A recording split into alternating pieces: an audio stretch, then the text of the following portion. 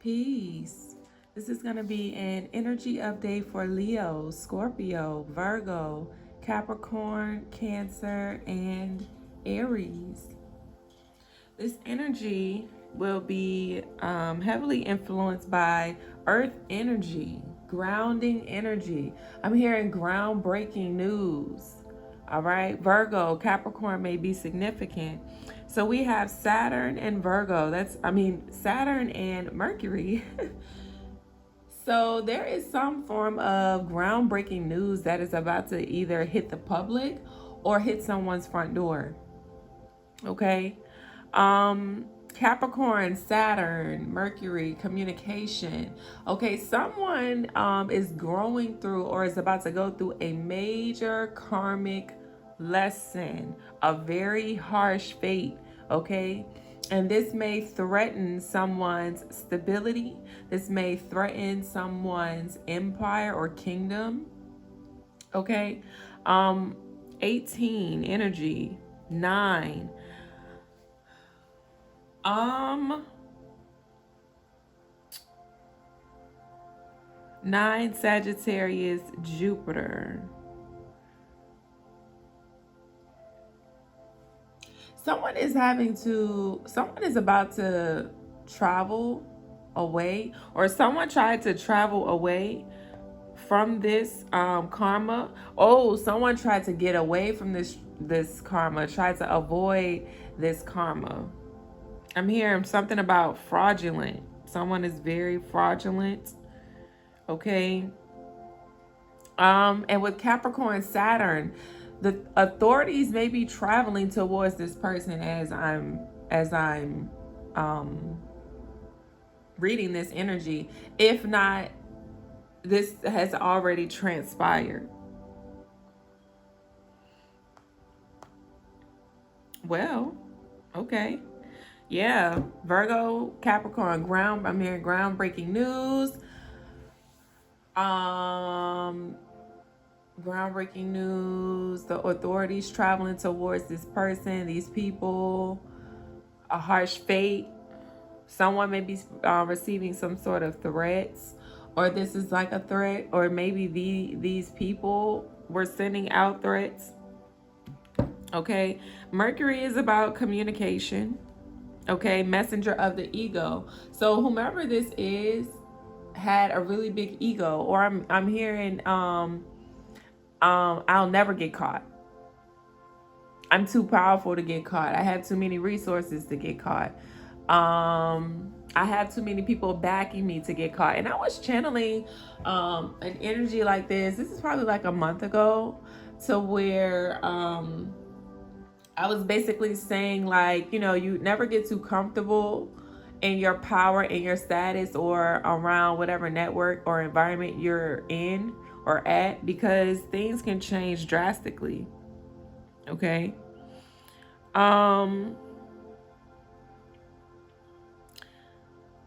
Someone's brother or sister is significant. So the authorities may be heading towards your brother or sister here.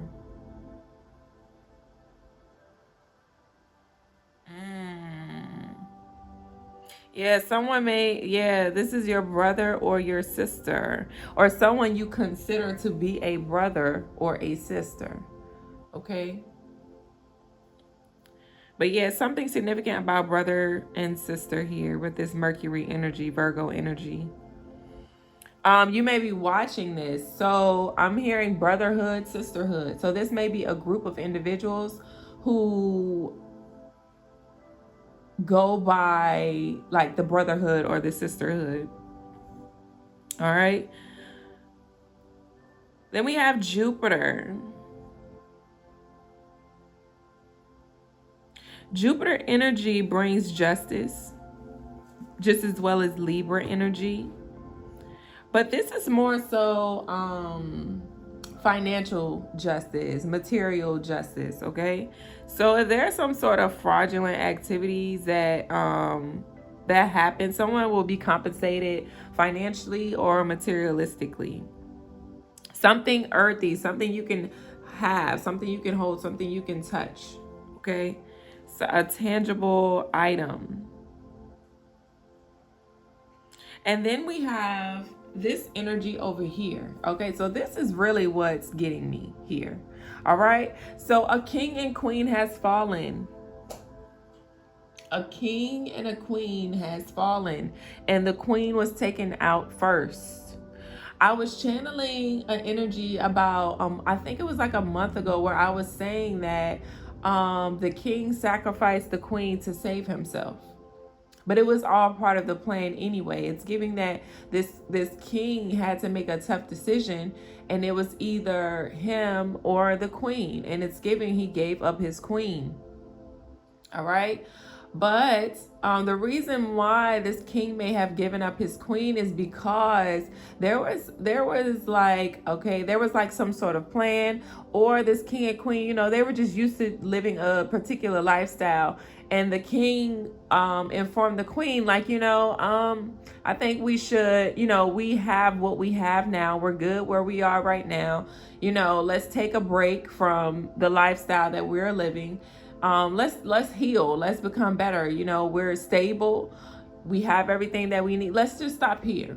You know, it was a suggestion, but instinctively this king was feeling like, you know, all right, our time is about to be up, you know, or, you know, when people are used to living a certain way and they've gotten away with that lifestyle for a long time, some people that belief system is embedded into their mind, where, oh no, well, we've been doing it this long, well, we've been good this long, so why stop now, why worry about it now?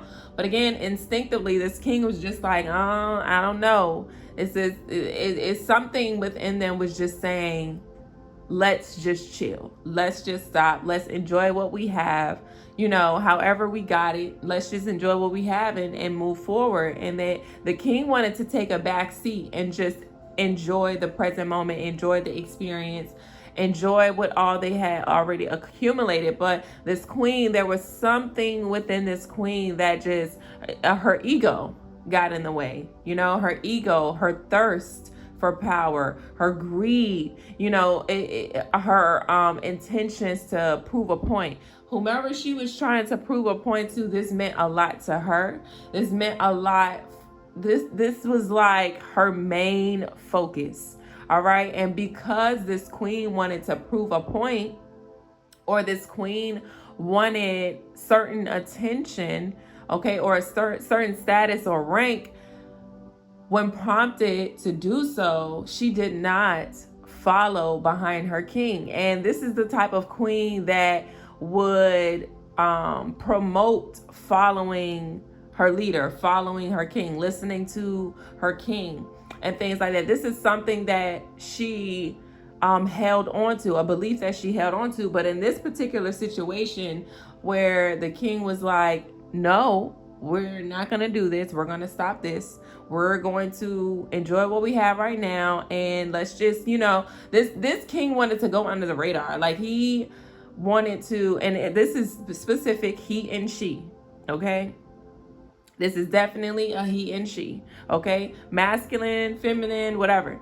But this is definitely he and she, okay? So the masculine energy wanted to, well, it's giving that the queen was in the masculine energy, and the queen was in the masculine energy, and the king was in the feminine energy. So it was giving that this queen's thirst for power and her greediness and her intent to prove a point overshadowed this masculine energy, overpowered this masculine energy, right? So it's giving that this king was a karmic king, right? But this karmic king didn't want to be karmic anymore. Something in this karmic masculine energy switched. Or, like I said, something was nudging at this person, like, hold on, like, I don't feel right about this. Maybe we should just relax, okay? Let's just, you know, we don't have to have every single thing at this very moment.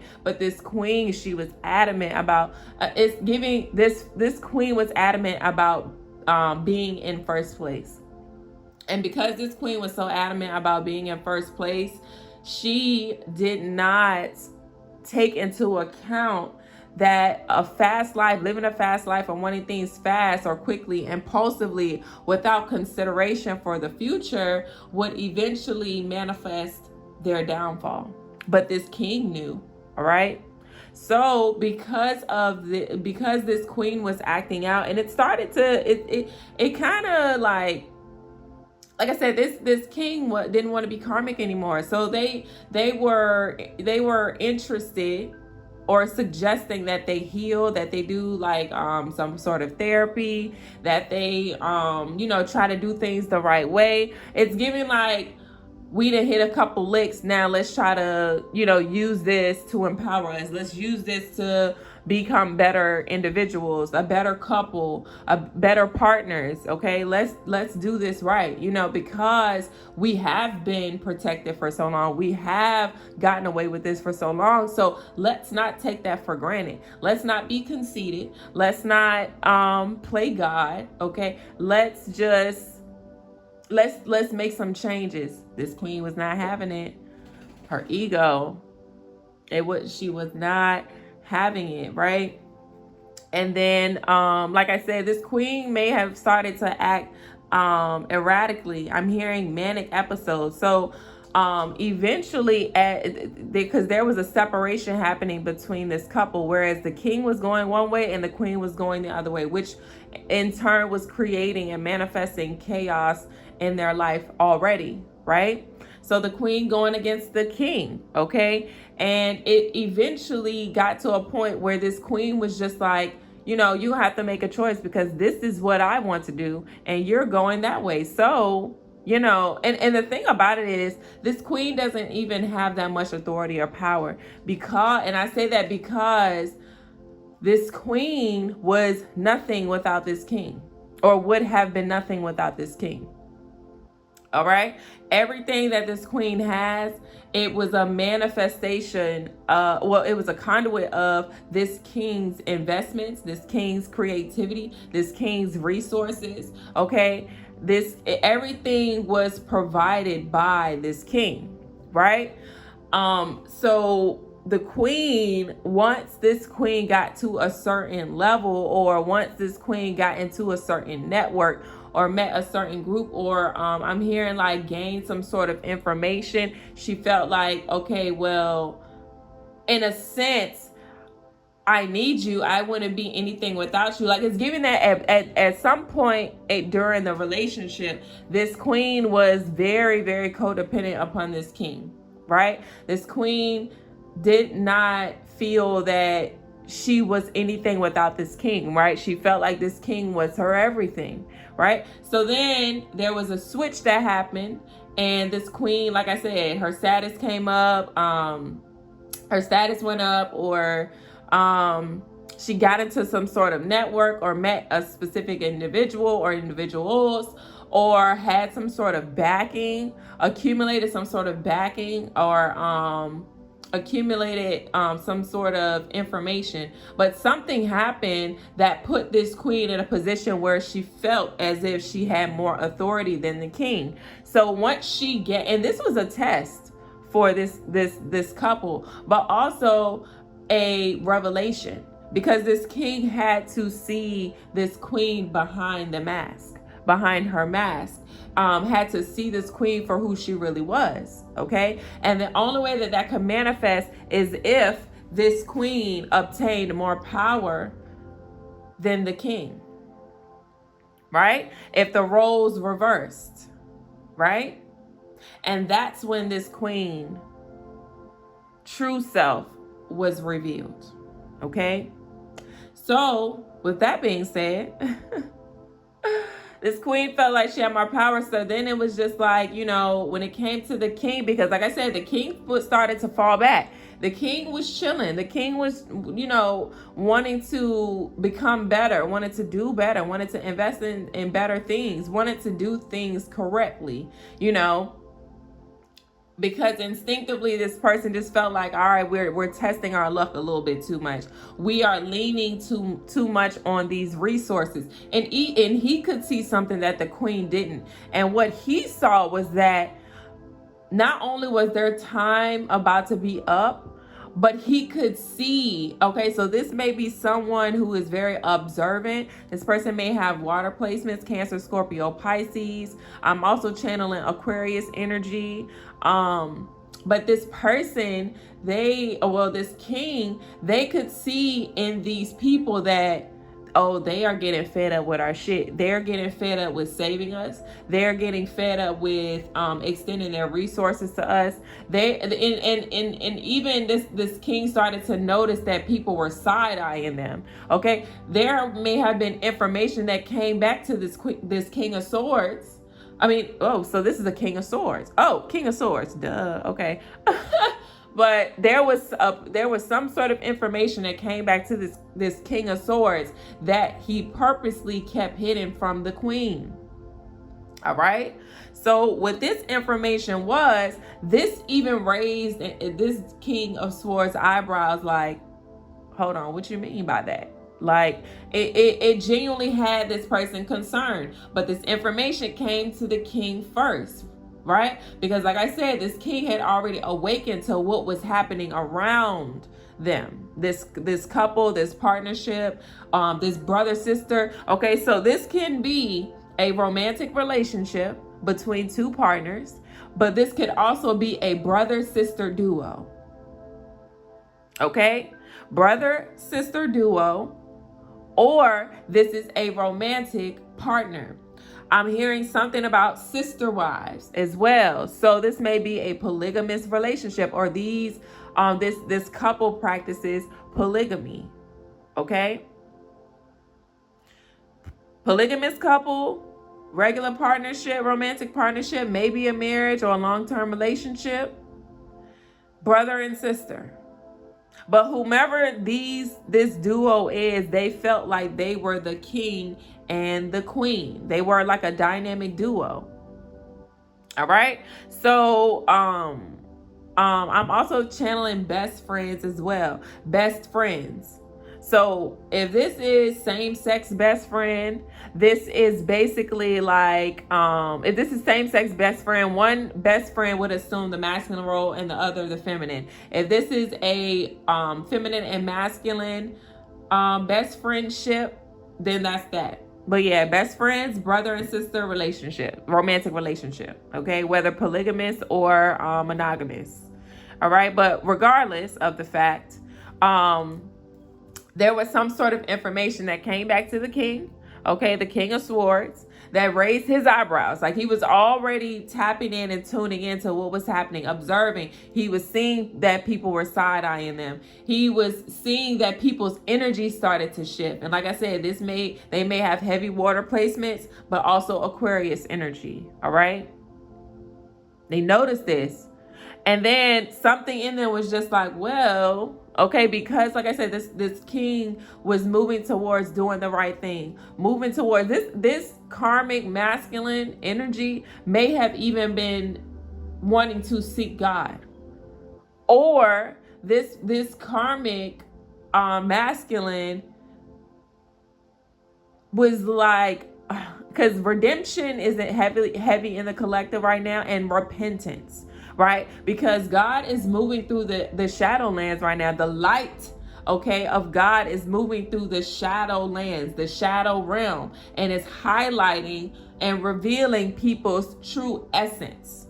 Okay? Their true essence beyond the influences, beyond the masks, okay? Beyond who this person, this individual has become, whomever you have become as a byproduct of what you've been through or what you've gone through. All right. So the light of God is moving through the shadowlands to reveal people's true essence behind their character, behind their traits, personality, mask, all that shit, right? And weighing the heart. Okay, that's Libra energy. Libra energy is significant. Okay, so as this judgment, okay, because the collective is under judgment, and there was a mass awakening, right, for the collective. Now, this mass awakening, it was literally a level up for different individuals. So everyone's experience was not the same. Everyone's upgrade was not the same. Things that people were being awakened to were not the same. Everyone's experience was a little different. Okay. But there was a mass awakening that was initiated, and a lot of people were being judged. All right. This is year 8, the year of karma. So of course, God's light shined on these individuals last year in the 7th year. The 7th year, that's the number of God. Okay? It's the number of God. So, on the 7th day, everything came together in full, complete circle. I'm channeling the Wheel of Fortune. So the collective body, okay, had undergone a complete cycle, a complete karmic cycle on the karmic wheel. All right. And as that ended, okay, everything was under judgment.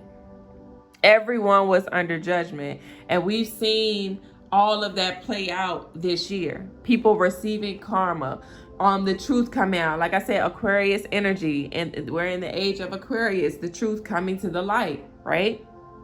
Things that were hidden is now coming to the surface. So this King of Swords realized that, this King of Swords, when this King of Swords was under judgment, it came out that this person actually had a good heart. This person actually wanted to do good. This person was destined to do good in the world, which is why there was some sort of switch. This person may have gone through their Saturn return with this Capricorn energy, or there was some sort of there was an aspect of them that needed to grow and mature in order for them to align with their destined path. Okay, this may be one of God's children. This may be an earth angel, or just a divine masculine. Okay, that turned karmic, and God was just like, yeah, nigga, it's time for you to walk your righteous path, walk in divine alignment. Okay, because this is not what I called you to do. I gave you free will for you to explore, and you aligned with this, you align with a certain lifestyle, whether this was passed down to this individual, or this individual just coming across the wrong people during the path and took a wrong turn. But God basically was just like, gave this person an opportunity to redeem themselves, to clear out their karma, and to go the right way, do the right thing. All right. And that's what this king chose to do.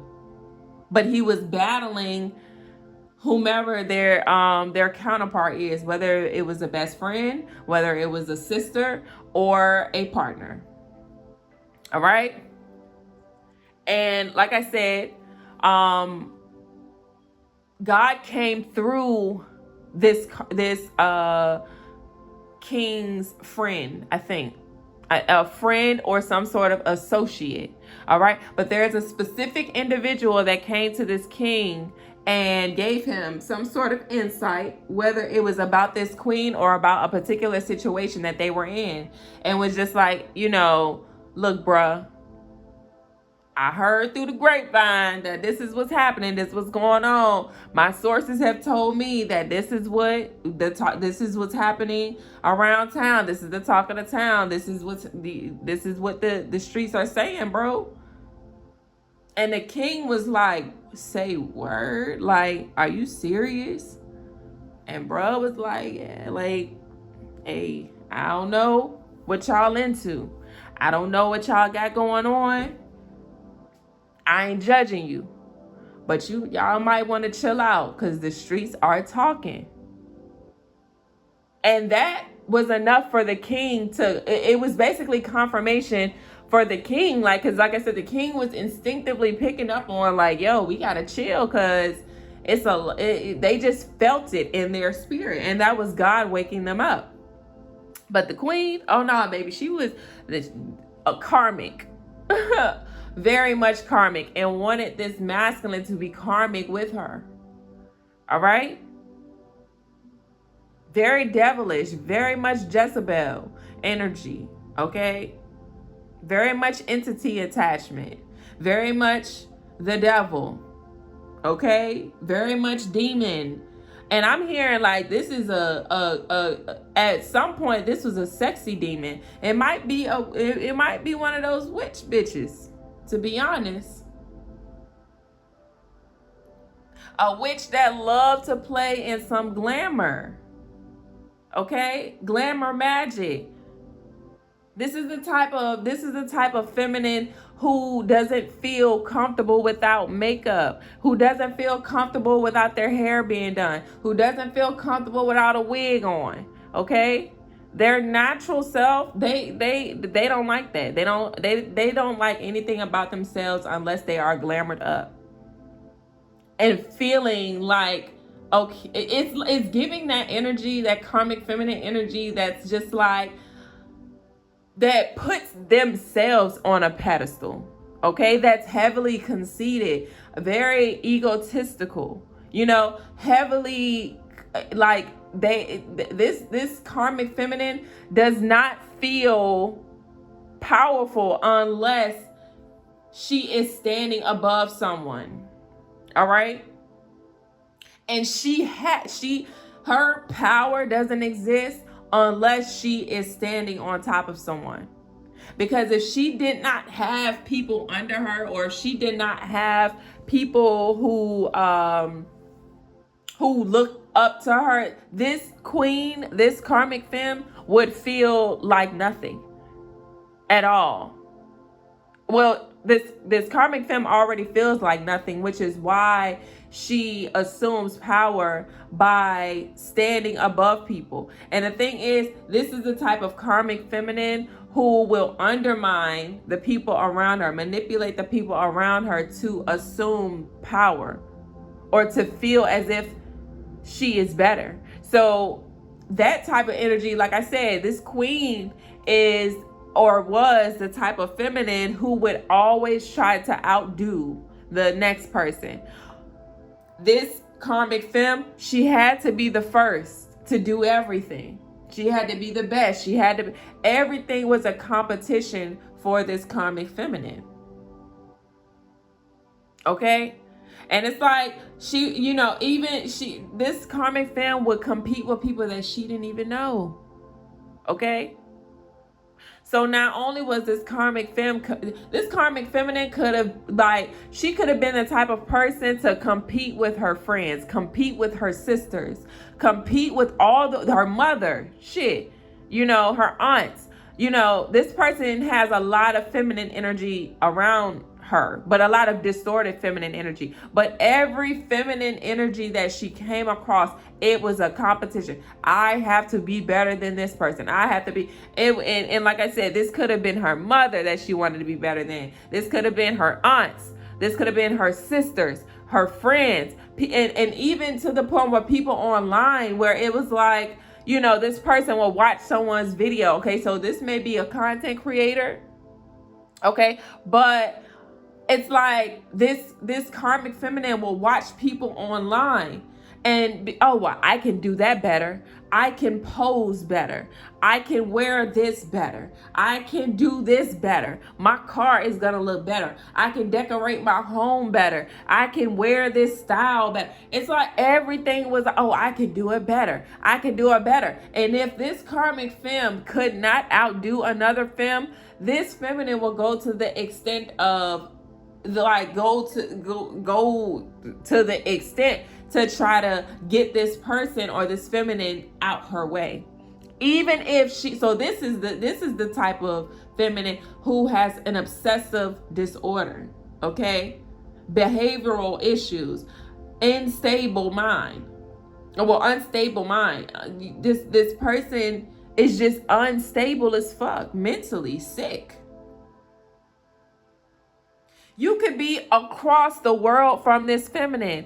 And guess what this feminine is going to do? You are now her target. If she cannot beat you or if she cannot outdo you, Okay, she is going to go to the full extent to knock you out of the way. Even if you ain't even got to be, you can live in a whole different country. And guess what this feminine is going to do?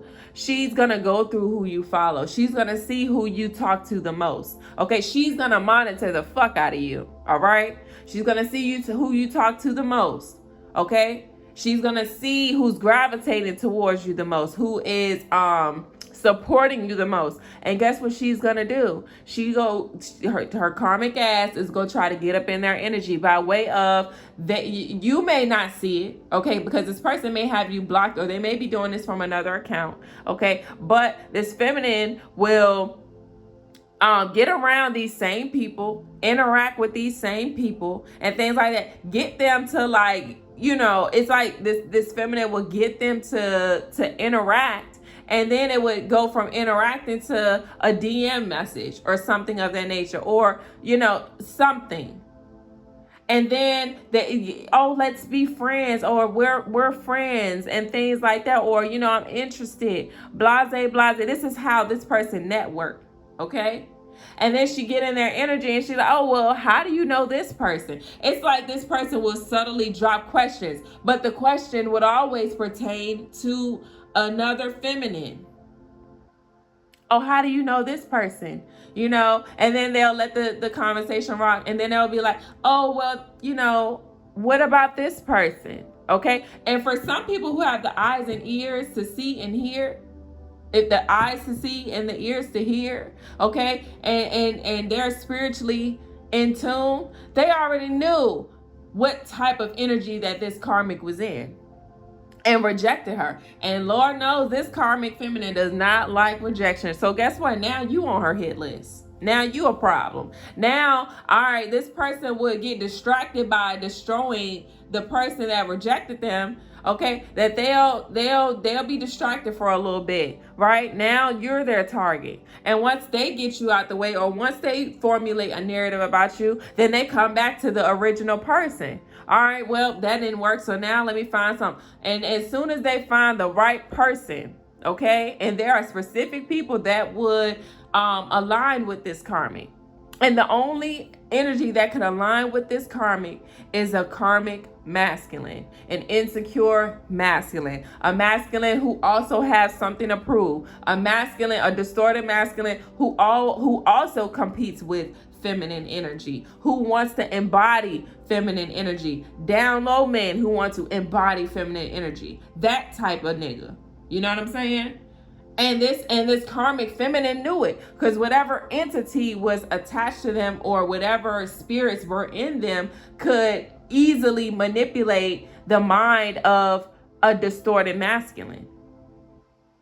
Right? That's how that little dynamic works. Okay? So this queen, this just very much like disgusting energy, very much desperate energy. All right, very much insecure, you see, because and this karmic feminine energy, this has become their lifestyle. And meanwhile, while they're doing this, that demon attachment, okay, that lustful spirit, that entity, that Jezebel spirit, right? That spirit attacks divine masculine men. Right? That type of energy uses divine masculine men. Why? Because divine masculine men, let's be honest here, when it comes to beauty, when it comes to upkeep and self-care, okay, divine masculine men love a good smelling woman. You know, a woman who keeps up her looks, a woman that takes care of herself. Okay, they naturally like that. And the distorted feminine, the karmic feminine knows that. But the thing about it is the intentions are different. The divine masculine honors the woman who cares for herself, okay, who supports herself. But with the karmic feminine, they only do these things simply for attention. That's exactly why good women, okay, some good women often get masked by karmic feminine energy. Why? Because Divine feminine women, they are in their natural essence. They are in their, not saying that they don't do makeup, but you can tell when a bitch is trying, and you can tell when a woman is just like, I'm gonna do something extra today. You know what I'm saying? Just off the strength, or they just naturally care for their body, care for their health and things like that. They're not doing it to gain the attention of a man. They're doing it because it just feels good to them. Okay? So that's how the divine masculine men, that's how the divine masculine men get caught up with these karmic feminine energies, because they embody the energy, but it's not natural. It's more so for some sort of personal gain. All right? So with this karmic feminine energy, like I said, this person likes to glamour themselves. All right, they love to the only way I can say it is they love to glamour themselves, right, to gain the attention of the divine masculine. And once they get in alignment with the divine masculine, honey, that's when the process starts, and that's when things get shaken up. All right.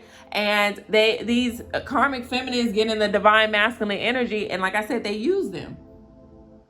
They put on this act, they put on this mask, and they are willing to do whatever to maintain the relationship between themselves and the masculine counterpart. When I say they'll do anything, they gonna do anything. And this is and that's why I don't agree with certain men when they say, oh yeah, if a woman really likes you, she'll break all the rules for you. Nah, not a good woman, not a good secure woman, not a healthy woman, not a natural woman. Okay? No, she not one of the ones. She's not gonna break her rules for you. She might bend a little bit, but breaking the rules, nah. She'll give you a little bit of space for grace. All right? And that's really just to check your temperature. However, she is not going to break her rules. Why? Because she's going to hold you accountable, because she has a high standard, and she wants you to match that high standard as well. She wants you to rise up as well. She wants you to be in your divinity as well. She don't want you lowering yourself. And she damn sure ain't gonna lower herself for you. She not gonna break them rules. Guess who breaking the rules for these masculines though? These karmic assholes. And why are they breaking rules for you? Because they are insecure. Because they know by breaking their rules and acting crazy, that's that toxic bond. That's that toxic energy that we are accustomed to. We've grown up around that energy. We've aligned with that energy. We've been taught that that is what love is. So automatically, we're designed to believe in that. We're programmed to believe in that. And that ain't the truth. And people are starting to see that. Like, some men who are insecure or they need their ego fed a lot, they love the crazy ones. They love when you blow up their phone. They love when these distorted masculines, okay, they love to hear when a woman say, oh, I ain't finna do this for you. I ain't gonna do this for you. And da-da-da. And they will intentionally place you in a situation to where they are going to test you too. Oh yeah, everybody getting tested. Okay, they're going to test you too. And their test is, I want to see just how far she's going to go for me. I want to see what rules she's going to break for me. I wonder what words she's going to go against for me. Okay, because that's how they feel, and that's how some distorted masculines feel empowered. Like, oh, she's doing this for me. Nah, bruh, she doing it for you. She may be doing it for your friend. She might be fucking off on your cousin. She may be, she doing it for the whole team, my nigga. But you feel powerful. You feel power though. And guess what the other distorted masculines that you surround yourself with, okay, whether that's family, friends, okay, co-workers, whoever it is that you hang around, guess what? They see that demon up in her though. They know she on demon time, but you don't see it. Why? Because you're a little distorted. But your homies pick that up. Your brothers pick that up. Your people pick that up. And guess what's happening while you at work, bruh? While you out here working hard to feed this woman? Yeah. She getting bent over in the back seat by somebody else. But because she matches the aesthetic, because she matches the description, that's how the divine masculine falls every single time. Every single time. All right? But anyway, let's go back to this reading, okay? This king had to make a very, very tough decision. Like I said, when this information came back to the king, and the king was just like, "Oh, word? That's what the streets stand for real?" And it was like, "Yeah, bro." And then, like I said, this king took it into consideration, like, okay, this is what I've been picking up on. Okay, this is what my instincts have been telling me. All right. Then he recognized the patterns, he recognized the behaviors, he recognized the body language, that the spirit of God moving through this person. Okay? And they were just like, hold on, something is really not adding up. And then guess what happened? Someone else came up to this King of Swords energy and was like, "Hey, look, bruh, y'all gonna have to chill. Streets talking. There's a lot going on. I don't know what y'all into, which y'all might wanna watch out." And this king is like, "Damn, I've been feeling like this. I've been picking up on this. This person told me this. Now this nigga telling me that. Hold on, bruh." And you know, everything comes around in threes. So this is given that this, whoever this masculine or this king is, they had another sit down with this queen and was like, "Look, we gonna really have to chill, because such and such said this is going on, such and such said that, and I just been feeling weird." "Oh no, because our people, they can handle that. We ain't worried about that. We're gonna be covered. We're protected. You know, let's dibble in. I'm just gonna dibble and dabble in this, you know, this spell work. Oh, we do this all the time. This run in our blood. Like we ain't getting caught. We don't do that. We don't we get caught. Fuck out of here. Like, we too powerful. We too this. We too that." But the thing about it is, this person never considered that, baby, you just the bottom of the barrel type of powerful. All right? You aren't elite powerful. There's always something or someone that sits above you. And bitch, you just gained some sort of power, or you just came into some sort of power. But like I said, it fed this queen, because this queen it has deep insecurities, really, really deep insecurities. And just having the title, the status, and the role of an assumed power that's not really power, it was just given by some sort of man-made structure, okay, man-made foundation. But this, you know, God didn't ordain you. When you check into the spiritual realm, you ain't nobody seeing you. Ain't nobody checking for you either. So it's like, you may have accumulated that in the 3D, but once you check into the fifth dimension and up, you're nowhere to be found. No one's checking for you. So, but this queen did not know that, because this person is very much earthly human being. All right. That it's a worldly ass karmic feminine energy. The titles, the status, and the roles that are assumed in this earthly realm, it makes it gets this person going.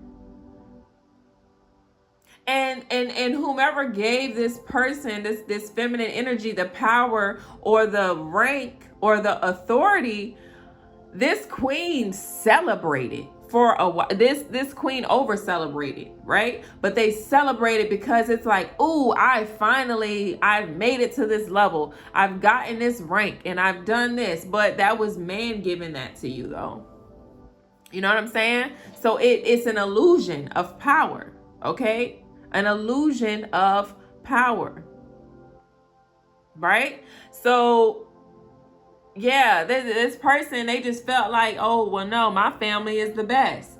Oh, no, my resources are the best. My network is the best. I have all of these people, backing me. I have all of these things protecting me. There's no way that we could ever get caught. There's no way that we could ever, we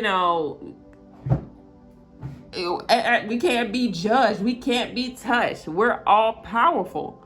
But it's like, you're not even elite powerful. So what this feminine energy did not see coming is that she may have tried to go up against another feminine energy, but this is a divine feminine energy. Not only was this a divine feminine energy, this is an earth angel.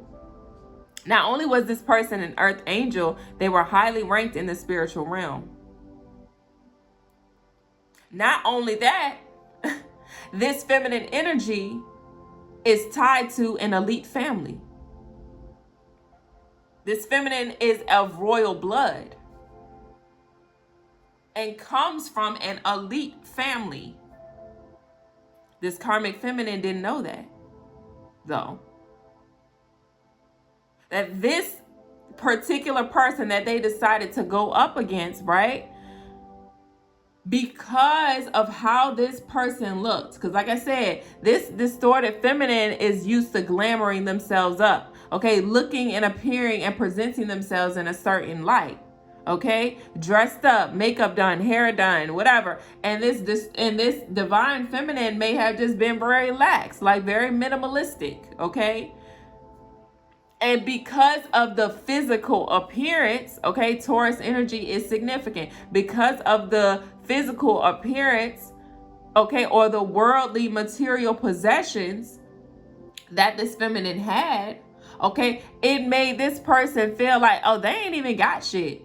They ain't nothing. But you were checking for this feminine, though. Like, how I don't understand. And this is what I mean by mentally unstable, because if this person felt like they were above this person, they sat above this person, they had more resources, they had more, that they were better, then why is it that you're having to look down at someone and compare yourself to them if they ain't like that, if they aren't as powerful as you, if they don't look good as you, or whatever it is, or if they ain't got shit? Why are you checking for them, though? Make it make sense.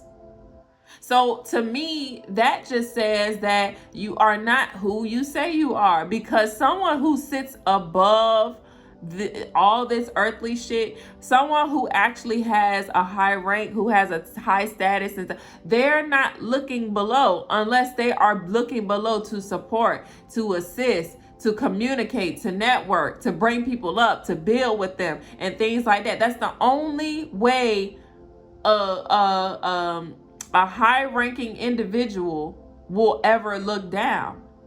Okay, they're looking down and watching and observing everything that's happening. Okay, they can see what all is happening, but the only time they're gonna reach down and extract is if they are extending some sort of gift, extending help or support, assistance, being generous, because they actually have it like that, and it's not for fake.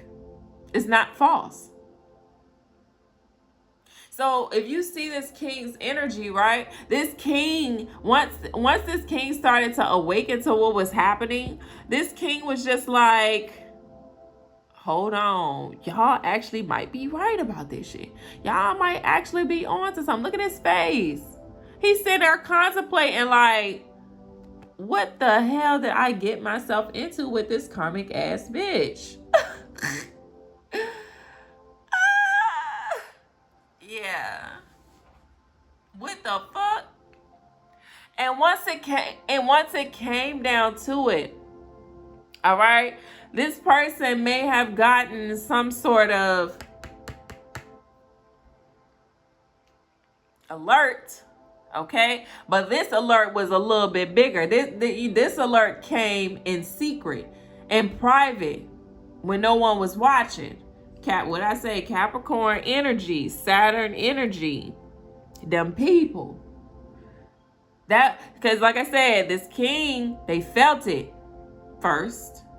Then they got 2 confirmations, all right? And they still didn't walk away from this karmic ass bitch. But then that 3rd time when them people showed up, the king just knew it. They knew it. They knew it was coming. They knew that shit. They knew it. So when them people pulled up in private and secret, guess what happened? You remember when the queen was telling this king, yeah, you gonna have to make a choice. You either go do it that way or you go do it my way. You're gonna do it our way. Like, this queen didn't have that energy at first. Didn't have that. It was very much obedient. Was very much, I'll do anything to keep you. But now when she got that title and role though and status, oh, you want shit then?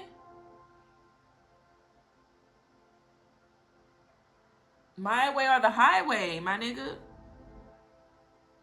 Yeah. Yeah. But you remember what she said?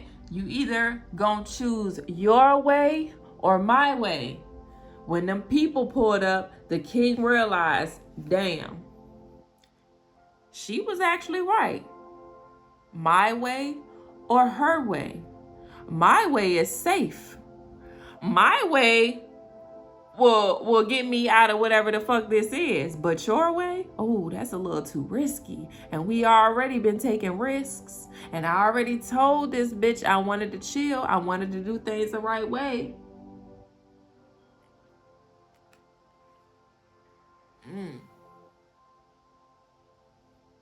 And the way that this feminine started to treat this king, oh, like I said, when this person gained that little bit of attention or got that title, oh, this feminine energy switched up real bad, like real bad. switched up. Had this king appalled and clutching his chest like, who is this bitch? Yeah, the real her. All she needed was a little money, attention, and status for it to come out. That's what she was waiting for. That was her whole intent. And then she was gonna drop your ass eventually, but she had to find a different sponsor first. She had to find her way out first. She won't go just leave. She won't go just ghost you and separate. No, she was gonna drag that shit until she found her next sponsor, until she found someone that she could go shack up with or move in with. Yeah, she was already planning her get out. She had already gotten where she needed to be. She already got what she wanted. And you were next, bro. You were next on her hit list. Sad story. But it be like that out here in these streets, okay? It really be like that. And like I said, once this king started figuring this out, he just was like, bro, what the fuck did I get it? This bitch.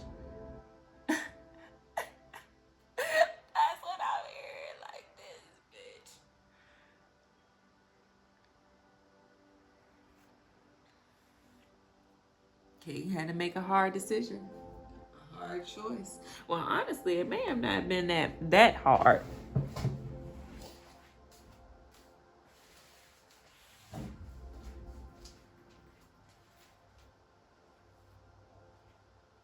That's what keep biting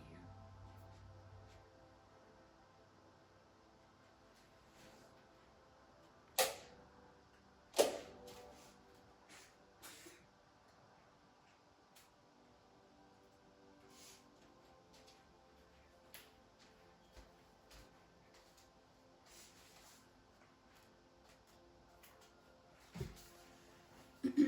But you know, it's interesting because this king really cared about this feminine, really loved this feminine, or at least they thought. But that was just a spell work, bro. You weren't really in love for real. You didn't really like this person for real. And every single time you would the spell work or the the energy would wear off, or like it's giving very, it was very lustful, very sexual. All right, like I said, this person may have been on whatever type of time you were on. All right, but it's giving that, you know, outside of that there was no substance for real. It started to be like a certain disconnect, because like I said, this was a divine masculine, okay, that didn't want to be karmic anymore. Something was pulling them to be better, to grow, to mature. All right, so once they came up out of that illusion, that's when they realized, dang, I actually do not like this person. Okay, you might have cared about them, you might have enjoyed the experience with them, but as far as love, like actually loving them, it was all toxic. It was all trauma bonds.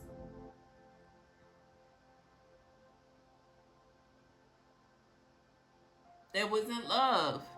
You didn't even like the person. But that's something that you had to grow through, okay, to arrive at this divinity. But also for these karmic feminines, okay, they have to undergo these things too. It's like these karmic feminines, they'll get taken really, really high, almost to the top, just for all of it to be taken away, snatched away.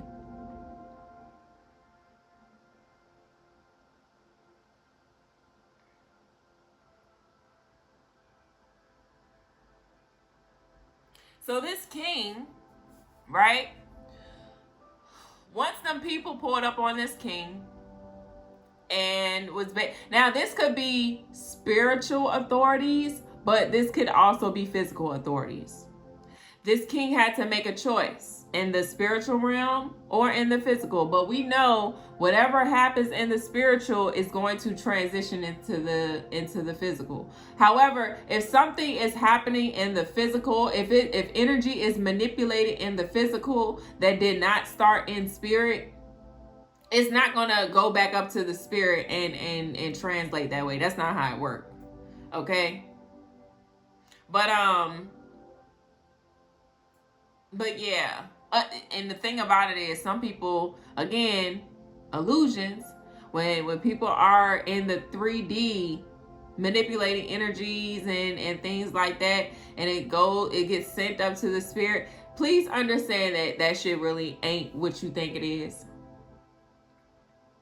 But you are made to believe that it is, and if you, it only works if you believe it. All right. But anyway, yeah, this king had to make a tough choice in the spirit or in the physical. Whether this was spiritual authorities pulling up, so someone may have been receiving some sort of karma, or just like really feeling heavy, really feeling conflicted, like it was time for them to move forward. Okay, something was pulling on them heavily.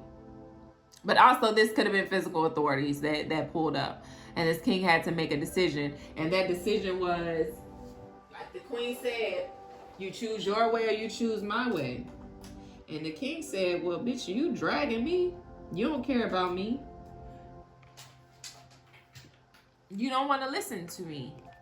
You don't want to follow me. You don't respect me. So, well,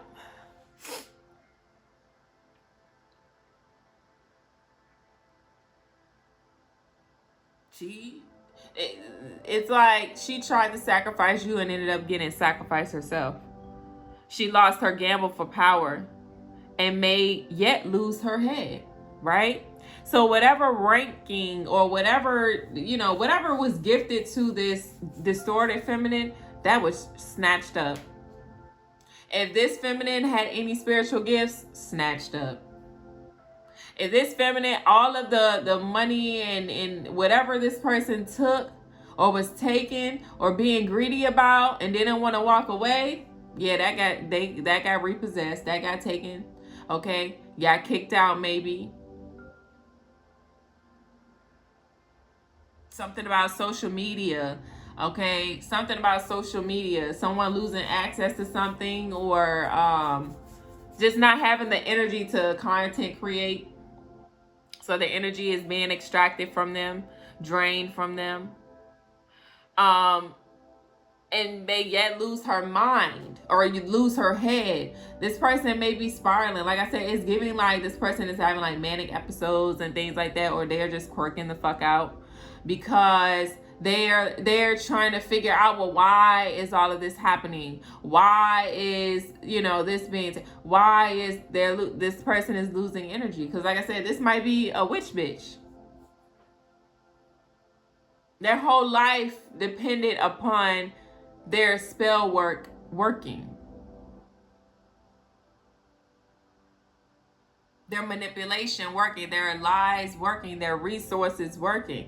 But something transpired, or like I said, they fucked with the wrong one, and now they're starting to, this karmic feminine is seeing just how much power she has, especially when this elite family stepped in and was just like, and told these resources, now y'all need to make a choice. Y'all can go up against us, or y'all can go ahead and hand over this person. Hand over whom, and it's giving like, you know, there was some sort of negotiating and agreements that was happening in the background, because this lower family really wanted to save this feminine. You know, it's, oh, she didn't know no better. She didn't. That elite family don't give no fucks about that. Just like how this lower family was protecting this queen, this elitist family is going to protect their child as well. Their investment, okay? This elite family has already invested into this feminine.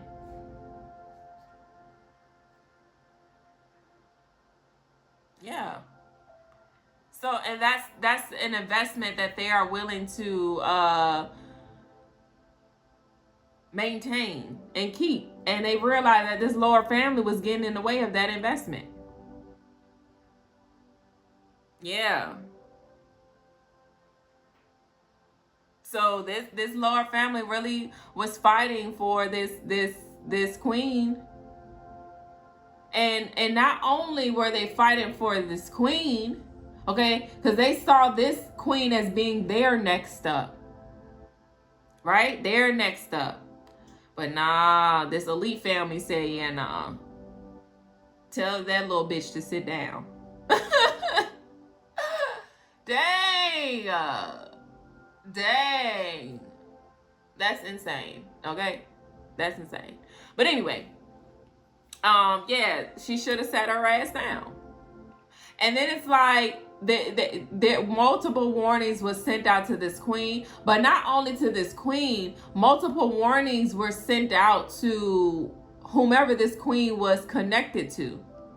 Okay, multiple warnings. Now, it at first there was like little subtle warnings, but then it went from subtle warnings to, all right, now we gotta disturb some things. Now we gotta create a little chaos. Okay. Now we gotta be a little destructive because they didn't heed to the warnings.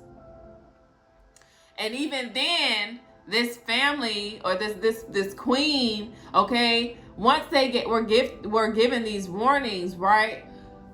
This queen was then like, again, whatever this attachment was, whatever this entity, they wanted this feminine energy.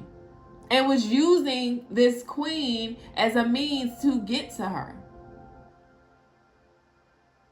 Even after the warnings, it's even to the point where there were family members, friends and stuff that was telling this queen, chill out. So not only was this queen blatantly ignoring and disrespecting her spouse or her partner, okay, whomever this king energy is, defying these people and then getting other people involved. So this queen couldn't even come alone.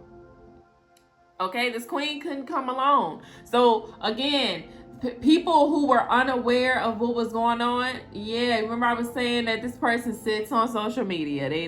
Yeah, got certain people involved. All right, was telling all different types of lies and everything because this queen was thirsty for this feminine. But they don't even realize that it wasn't even them. It was this entity attached to them that had infiltrated their systems, that had taken control of this queen. And once this entity couldn't get what they wanted, they started to destroy this karmic feminine from the inside out. And not only that, it started to attack the people that were around them. Jumping from body to body, child.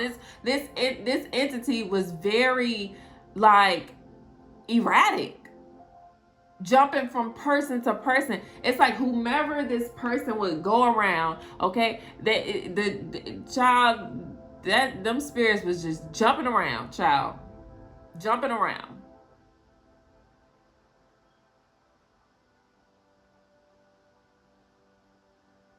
So yeah, somebody didn't chill out when they were told to, and now they're sitting stuck with the stupid face because it's like, we told you.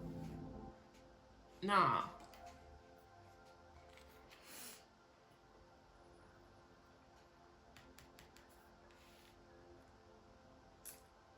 This king is sitting in disbelief though, because they really thought that they had a powerful witch, bitch, or a powerful, like a very powerful woman, or just like they really thought that they found their person, but it you know, the tables have turned.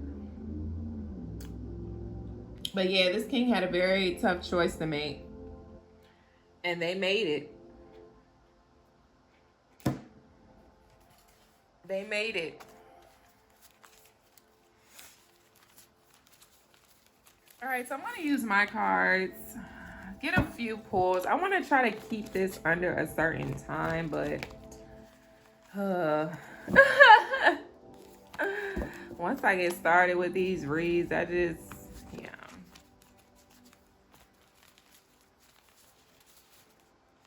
All right, so the first card that is coming out is bad deal.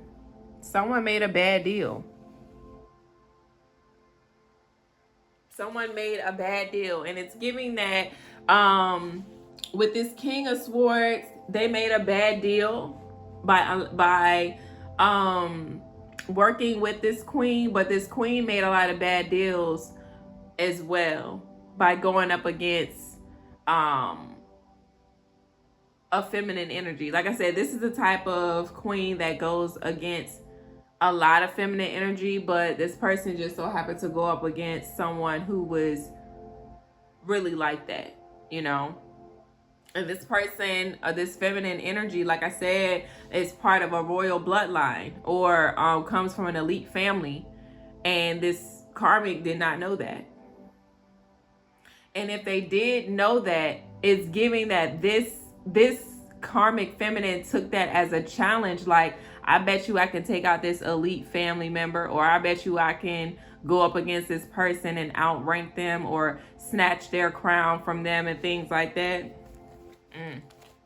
Well, needless to say, they fucked around and found out that sometimes you just got to stay in your place and play your role. And honestly, this is giving that this is a family member or a friend. So this is someone that was close. All right. This is someone that was close. So this queen went up against, you remember I was saying earlier, this queen goes up against every feminine. Like, this feminine is so insecure that they go up against their friends, their family members, okay, people that they don't know. They just go up against anybody to try to prove that they're better. That shit is weird, actually. All right. But also watch, because brother and sister keeps coming up. All right. Brother and sister keeps coming up. Watch out for your brothers and sisters. Okay. This could be your familial brother and sister, but like I said, this could be someone who has assumed the role as your brother or sister. This could be a friend, but this could also be someone that you are a part of a sisterhood or brotherhood with. All right. So we have offering has been denied. I said that earlier, that someone was conjuring up something or trying to work with something, or oh no, someone tried to negotiate an agreement. Someone tried to negotiate something here, and the offering was denied. So I was saying earlier that there was a lower family that was trying to defend this queen, like, and explaining, oh no, they just didn't know what they were doing. You know, my bad. Like, we'll get them in check and things like that. Oh, that was the warning. Okay, so an elite family came to the lower family and was like, look, I don't know what y'all got going on. I don't give a fuck what y'all got going on, but y'all need to leave this person alone. All right. And this person, and then the family, it's like they had a big family meeting and was like, all right, so, or some sort of meeting was held to where someone was just like, hey, look, we gotta stop everything when it comes down to this person. Like, now, today, yesterday, but yeah, we gotta chill on this shit, because yeah, that's what we've been informed. But guess what? Someone's thirst for that, it's like that enticed someone. Like, oh, well, who is they then? But who are they though? But why them though? And they wanted to fuck around and find out. Like, oh, well, since now, what? They telling us that we, again, trying to outshine your master. But also, if you are a part of any group to where you're having to take orders from someone, you have no authority for real. You're given the illusion of power, but you really don't have no authority for real. And this translates in so many different ways. This is just the personification of energy, but take it however it resonates to you. But some people are given a position or a title or a role, but you're still having to take orders. That's just like if you're working for a big corporation and you're part of management, please understand that although you are in management, although you have been given a leadership role that you have assumed the responsibility for, you still have to take orders from someone else. You're not the big dog. You still have orders that you need to take. You still have rules that you have to abide by. But it's given that someone built up this team or built up this group because they were so curious about who this particular feminine energy was. And they were just like, oh, well, we ain't got to listen to them. It's given like these are like the outcasts that are within the group. You know what I'm saying? They are the outcasts within a certain group. So these outcasts said, well, we don't have to abide by. We know this. They taught us this. We know about this. We have certain connections to this. We know these people. We know how to do X, Y, and Z. Right? So they assumed authority over whatever their leader said or whoever their higher ups or whatever their higher ups said. They completely went against that, broken the rules, and they're just like, well, even if we do get caught up, they just go help us out anyway. Well, if we fuck up, they just go help us out anyway. If we fall short, they just go help us out anyway. So what's the problem? The problem is you should have listened that one time. That was the one time that these outcasts should have listened. And now it's a big problem. There's a big mess that was made because of this. A big mess. And everything has been put on halt because of whatever this is.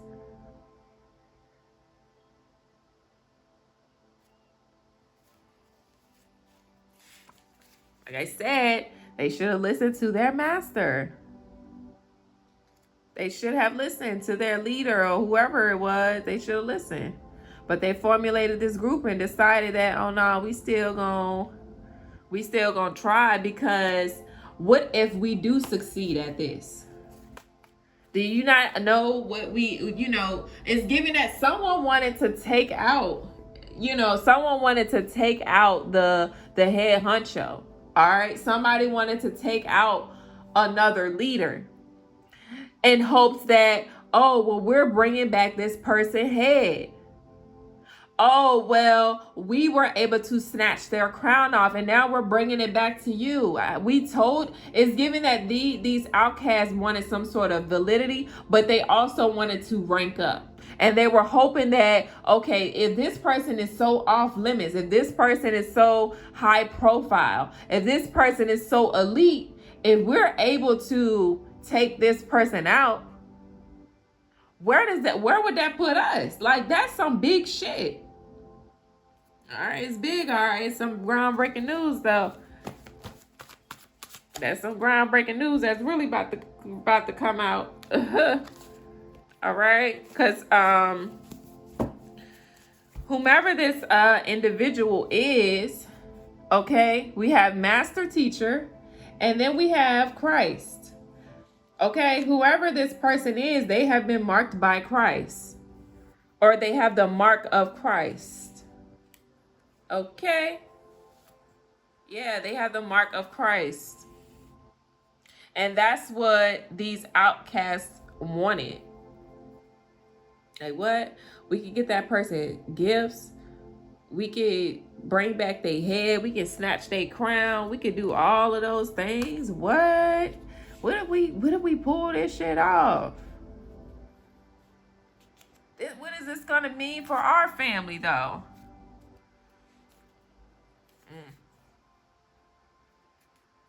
Karmics involved. So we have karmic family members. We have karmic friends. Yeah, karmic friends, karmic family members that refuse to go the right way, even when prompted to do so. Again, just to rank up, to increase their status, to be seen. Somebody wants to be seen real bad. Someone wants and desires to be elite. But that doesn't happen in one lifetime or with one experience. That there's a lot that comes with it. And honestly, I was saying this in a reading, but I'm not sure if I posted it. But when it comes to certain gifts, certain spiritual gifts, when it comes to certain responsibility, okay, even when it comes to destiny swapping, a lot of people don't know that some people hold so much power that if you attempt to destiny swap with them and you do not have the capacity, the knowledge, the wisdom to hold that power, you could literally kill yourself. It's like a suicide mission. You could literally kill yourself. Because this isn't just when it comes to high-ranked individuals, it surpasses and goes beyond earthly measures, okay? Earthly rules, okay? So, on the outside, if someone, or in the physical dimension or in the earthly realms, okay, you can have all of these resources and people and networks and information and stuff like that you can hold that. But the thing about it is, one person isn't holding all of that. When you are within or compacted within a group, all of those things are spread out in some way, shape, or form, whether it's through a database, okay, a technological database or a physical database by way of, someone's house, someone's warehouse, someone's basement, someone's garage. Okay, there are different facilities that hold all of these things together. You're not doing it alone. But then there are some people, okay, some masters who've already mastered the earth, okay, that hold all of that power, all of that information within themselves, because they have the spiritual and mental capacity to do so. Imagine, okay, for most of you, right? For most of you, consider at where you are at this very moment as you're listening to this. If you work a 9 to 5, there's no way that you can operate simply based off of, let's just say, whatever's on your person right now. You cannot effectively do your job with everything that is currently on your person right now. Whatever is on your person or in your hand right now. So if it's just you and your phone, and you work some sort of 9 to 5 job or whatever, your purse or whatever is on your person, I guarantee you will not be able to fill your role just by what's on your person right now. And I'm not saying this to lower you, to demean you, or to pick on you. I'm putting it into context. Okay? So if you are part of or associated with a bigger network, okay? Do you remember everyone's name? Do you remember everyone's personality? Do you remember everyone's information? Do you remember all of the information that you have accumulated while you were in that meeting? Okay? Or is that or is all this information stored in different databases or given or gifted to different people? Different resources allocated to certain spaces, places, and people. So this is what I mean by you have to be careful with who you try to swap destinies with, because you may not have the capacity for it. You may not have obtained the wisdom for it. You may not have the intelligence for it. And that goes beyond the 3D, beyond earthly measures, beyond the physical dimension. A lot of people that, if you see someone that is more intelligent than you, or someone knows a little bit more than you, right? And you're just like, oh, I want that. And then once you obtain it, you going crazy, you losing your mind, you having like these psychotic experiences because you wanted something that you didn't even have the capacity for. You were not on that. You have not obtained that level or mastered that level yet, and probably never even visited that level. And when I tell you that the levels are not like steps, they switch.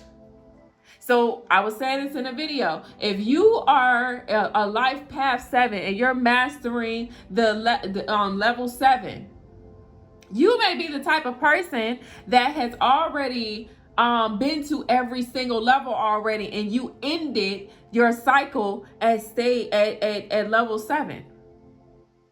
So you may have been the type of person where, like, let's say this is for the lower life paths, not the master numbers. Okay. You may have mastered level 3, and in your next cycle you go to level 11 because of what all you experienced, mastered, and obtained at level 3. You may skip all the way to 11, depending on your experience. That's why I tell people it's bigger than us. It's bigger than this physical shit. Because you could truly master certain things if you look beyond earthly measures.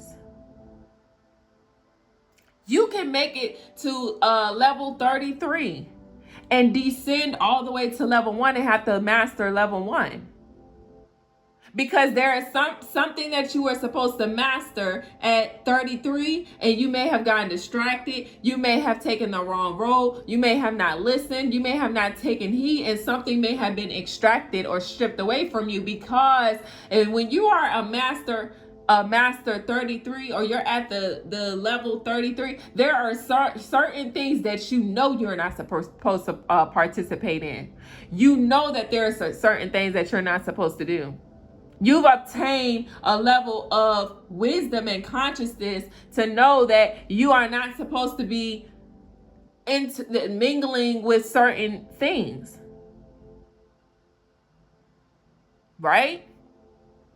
But some people, I've seen people who are at level 33 or life path 33, and when I interact with them, I'm just like, bro, now you are life path 33 allegedly.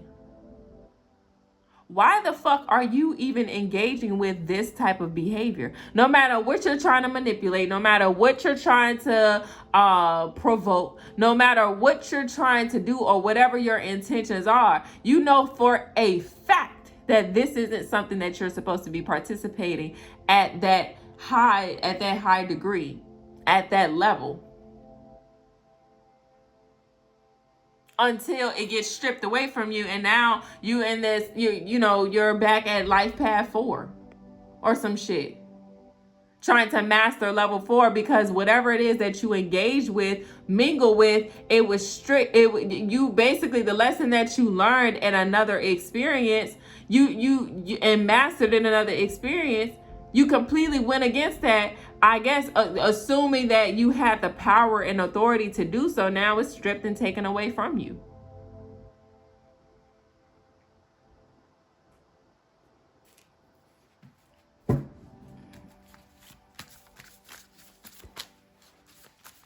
And I said this in another video. The level does not stop at 33. Sorry to inform you. Maybe on Earth, baby, but that's just the bare minimum, honey. That's just earthly shit. But it definitely goes beyond 33, the 33rd level.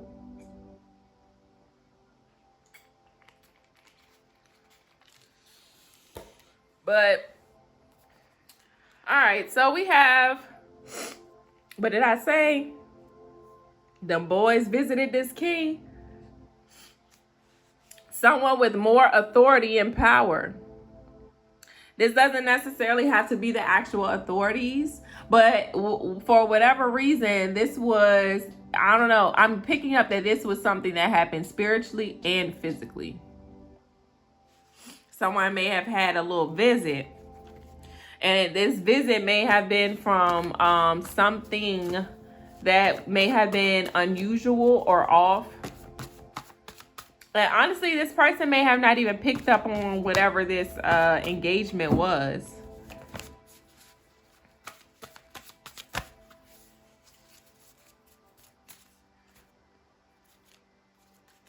But this king is learning from their mistakes here. Or this king has learned from their mistakes.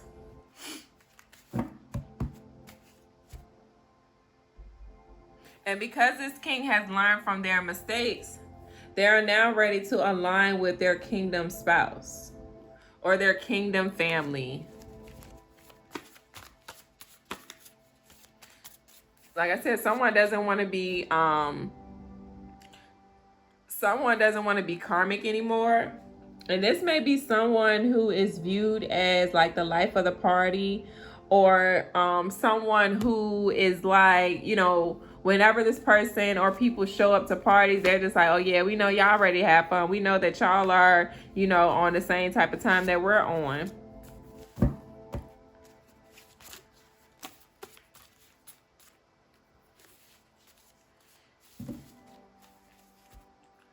All right, so we have golden light, enlightenment, a big reveal. What did I say? I was like, yo, I'm hearing something about groundbreaking news.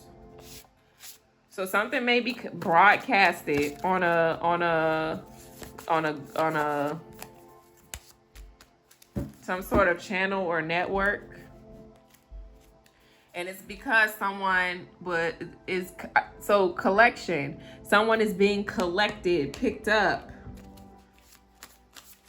And you may see this. And this collection is happening because this is divine order being orchestrated here. And to whomever these feminine energies are, because I was channeling earlier, it was probably around the summertime, where I was saying that there is a lot of divine feminines who will be receiving justice this year. A lot. You know, you may have your uniqueness, and you may be very special and precious, but sorry to inform you, you're not the only one who is experiencing this. Okay. And you will eventually align with people who have similar stories, who have similar experiences, and that provide a safe space for you to be able to share what all you've been through and endured. Because, there's not a lot of open spaces for people like you or women like you to be able to speak on these situations at this type of degree, because this is giving like a higher level of deception. Okay, this goes beyond just like, oh, somebody may have like said a little lie or did some little bullshit. This goes beyond that, and it's much bigger than you, right? For the masculines, I definitely, the reason why I show up for men the way that I do is because when you look out into the world, men are consistently being attacked. They can't play the victim. They can't play the person who is in need. They cannot show up as that person. Okay? They cannot show up as the victim. They cannot show up as the person who needs help, who needs assistance. All right. And when they do, there's always some kind of backlash. Like if you get on social media right now and there's a woman who is playing the victim, nobody is going to question this woman. Everyone is going to be in support of her victimhood or what all she has endured and went through. Everybody is going to support her. But if a man gets on a platform and expresses those same vulnerabilities, those same experiences, you gonna have, for one, men who most likely went through the same experience telling this man, oh, bro, you need to toughen up. Don't be getting on here talking about that, or don't trying to act hard. Whole time, coward, you went through the same things, if not worse. And you wish that you had the confidence to speak out, but you scary though. You have women like, oh, well, he ain't masculine and he a bitch and this and this. Like, why is he getting on here being all emotional? Ain't nobody got time for that. But you want somebody to hold space for your raggedy ass though, for your over emotional ass though, for your insecure ass though. But you can't hold that same space for a man who's showing up for you every day, providing for you every day. But it's something wrong with this man. So for men who speak up and out about certain things, there's only a small group of individuals who is going to receive that information from that masculine's vulnerabilities. All right, because we haven't fully transitioned into that, even though we're seeing it play out in certain spaces. Okay, and there are small groups of individuals who are receptive to this information. I can see how the percentile is manifesting, and we still aren't we're still not where we need to be as far as respecting and honoring male vulnerability, male sensitivity. Even with these masculines who are on these podcasts and they're speaking the truth, or they're putting out game. Again, you can go under in those comment sections and see that there is a small group of individual who is in support of what all that masculine is speaking on.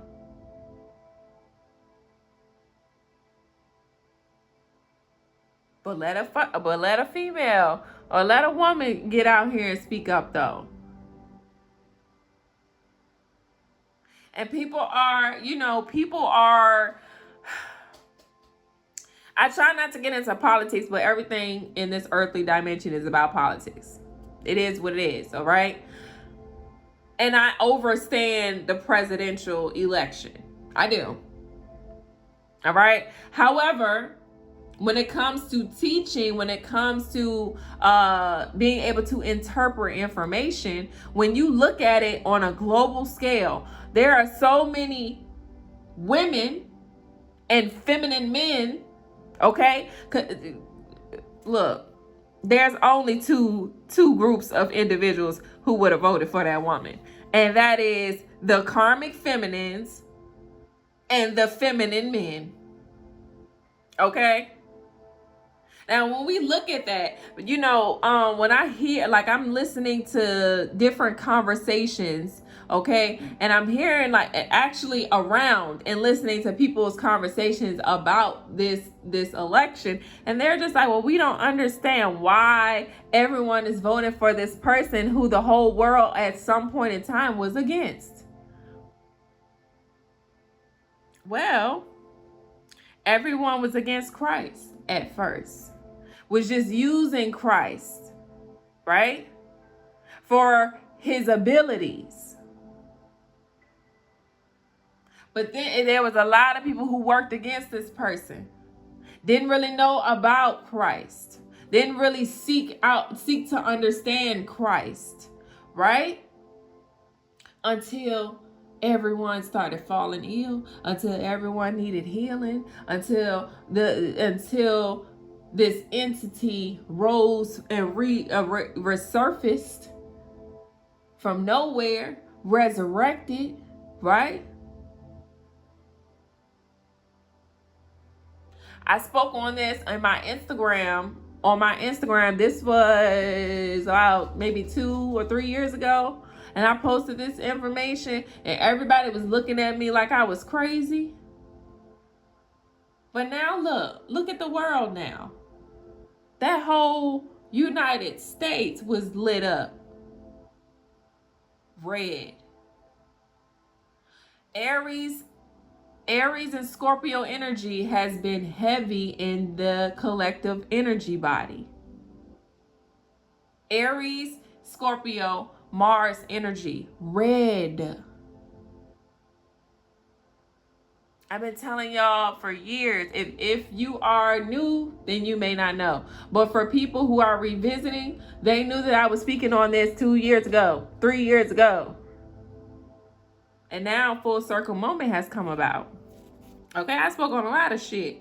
Okay, but anyway, yeah, red energy. But what does red symbolize?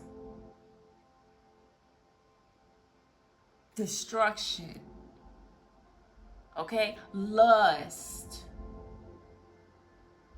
bloodshed, war, right? This election is literally the trumpets blowing to mark the start of a war that is going to unfold. There are wars happening all around right now. All of these storms destroying places. All right. You have all of these stories coming out about people who are on the main stage. Certain things are getting extracted and destroyed, and fires are popping up and stuff like that. All this chaos energy, right? But when you look at, when you look at DT, to me, all I am hearing is that this man does not know how to talk. No, he does. He knows how to trigger your emotions, which is the point. Okay? That's the whole point of all of this. Energy is the biggest and highest currency, right? Therefore, he has to trigger your emotions. The thing about it is, it's always the people who don't like how someone is saying something that needs the most help and healing. The ones who are always triggered by how somebody, it was how you said it. It was how you presented it. Well, bitch, maybe you needed to hear it that way, because at some point in time, you may have presented the same information in a different way. You was very graceful. You was very nice about it. You was very merciful. You was very loving and gentle and all light and shit when you first presented this information. And it fell on deaf ears. But when you started to pop your shit, now everybody triggered. Now everybody mad. Now everybody want to attack you. Now everybody against you. Now everybody want to fight you. Now everybody want to take off your head. They heard you then. And see, that's some shit that we need to heal from. Is that information, if you look, I'm noticing this with my little family. You know what I'm saying? Whatever. But the people that I have been around, you know what I'm saying? The groups that I have been in, the people that I have associated, I always show up as me. I'm very direct and blunt, but I know how to talk to people, because I like talking sweet to people. I like talking gentle to people. I like staring in people's eyes, and I like for them to feel the love within me. The gentleness, the compassion, the warmth. Okay, I love for people to feel the love that's within me. However, I'm telling you, it's not one person that I can say that receives me in that light. I can't. I can honestly say no one has ever received the message when I was in my light self, when I offered and extended information in a graceful way, okay? It wasn't until I used a little bit more power in my voice, expressed a little bit more passion, right? It started to get a little aggressive. Then that's when people their feathers started to get a little ruffled. Okay? Because unfortunately, that's what wakes us up. Pain. That's red energy. The pain is what wakes us up when it shouldn't. You should be touched by an angel and touched by love and touched by light and touched by the mark of Christ. And be able to wake up. To see it without attacking it, right? Or I wouldn't say attack, without sabotaging it, right? A lot of y'all don't know love. A lot of y'all don't know how to receive genuine love because it isn't painted in the picture or in the frame that you were taught.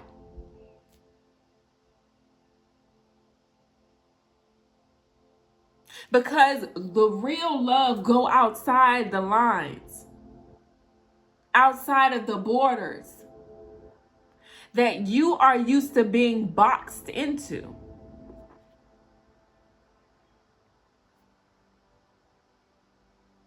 Yeah. So, with that being said, a lot of people do not know love. They don't know how to receive love. They don't know how to gift love without benefit. And for the people who show up and do not ask for shit, who just show up with love, show up being vulnerable, being sensitive, being truthful. Okay, those the people that you disregard, that you sabotage, that you make fun of, that you mimic, that you mock, that you try to destroy, that you view as weak. But if you knew what all that individual has had to endure, encounter, and rise above and heal in order to get to that high vibration of love. Love is at the very top of the light spectrum. It's not easy, especially if you're dwelling on earth. There is always something that is going to try to attack and destroy your light or make you go karmic. It's so easy to slip into that energy. Why? Because we have been taught to survive. Root chakra, red energy. We've been taught to take back what's ours, or to take what we think is ours, or to take from just take it. That's what we've been taught. You take what you want. And when you take it, you then turn around and you be selfish. You hoard it. You keep it close. You do not give it away. That's the toxic ass shit that we have grown up on. That's the programming that we have developed, or that we have attuned to. Spiritual burp to confirm. Excuse me, y'all. I ain't even drinking nothing. Okay?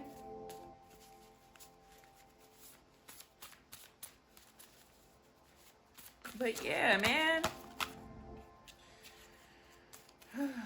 Ciao. But yeah, if you look at that lady, all right. It's basic, again, energy personified. We have the truth versus the fucking theatrics and the entertainment. You know, with DT, he came up, was direct, spoke the truth, said how he felt. People don't like what he got to say because of how he say it, but they're not listening to the truth of it. They're not listening to the small messages that this man is dropping. Not saying that he'll come save the world. All right? Because you can only save yourself. But I guarantee you, it's about to be some changes. And I said this months ago. Matter of fact, I said this shit last year, 11/11 on the clock. There is someone else in power now. And it is being represented by what you are seeing on the main stage. There has been a shift in the poles, a shift in the energy. What was once up has now come down. What was down is now coming up. Inversion. Okay. But anyways, yeah, man. Yeah.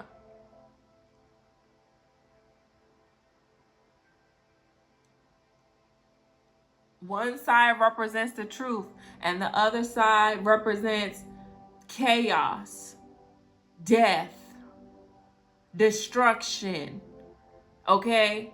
Entertainment, theatrics, illusions. Why the fuck is we listening? Why, you know, look, I know that people live lives outside of their career. I get it. I'm not about to take no advice from someone who shakes their ass on stage. I'm not gonna, first of all, that shit don't even entertain me for real. Well, in my lighter aspects, it doesn't. When it comes to politics, no. When it comes to like my life and life decisions and choices, I don't give a fuck about that shit. If you rapping to me about some dumb shit to keep the collective body in a low vibration, I'm not about to listen to your speech. I don't care about what if you have represented represented yourself in a way that has contributed to the collective being low vibrational. I don't even see it as entertainment because it's not funny. It's not amusing. It's not informative. It does nothing.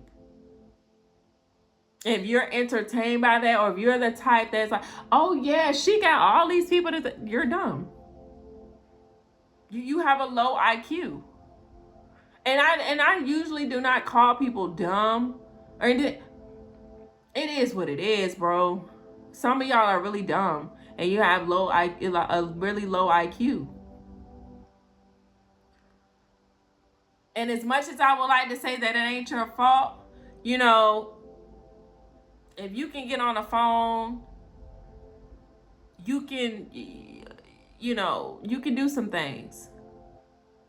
You can enlighten yourself, but you're consciously choosing not to, because things like that entertain you. It fulfills you. It feeds you in some way, shape, or form.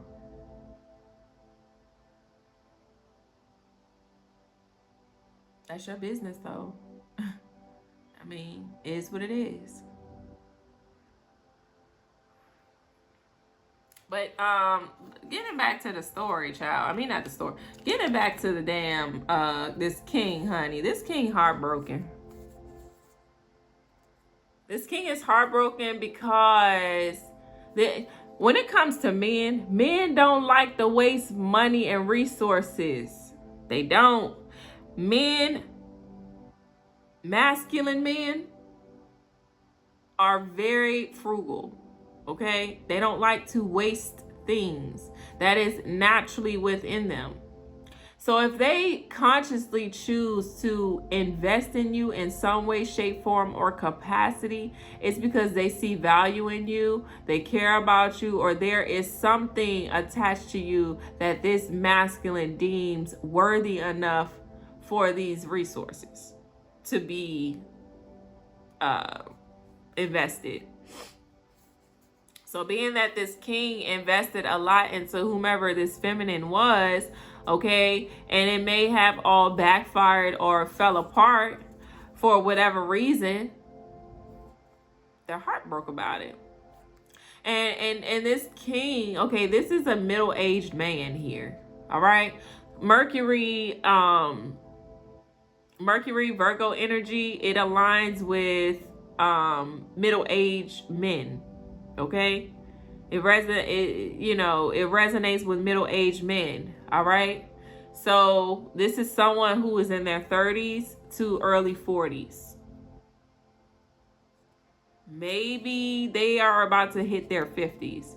Okay, but I'm definitely getting from the age 30 to 47. That range, 30 to 47. They might be knocking on 50's door, but somewhere in between that. But they invested a lot into this feminine, and it has all backfired.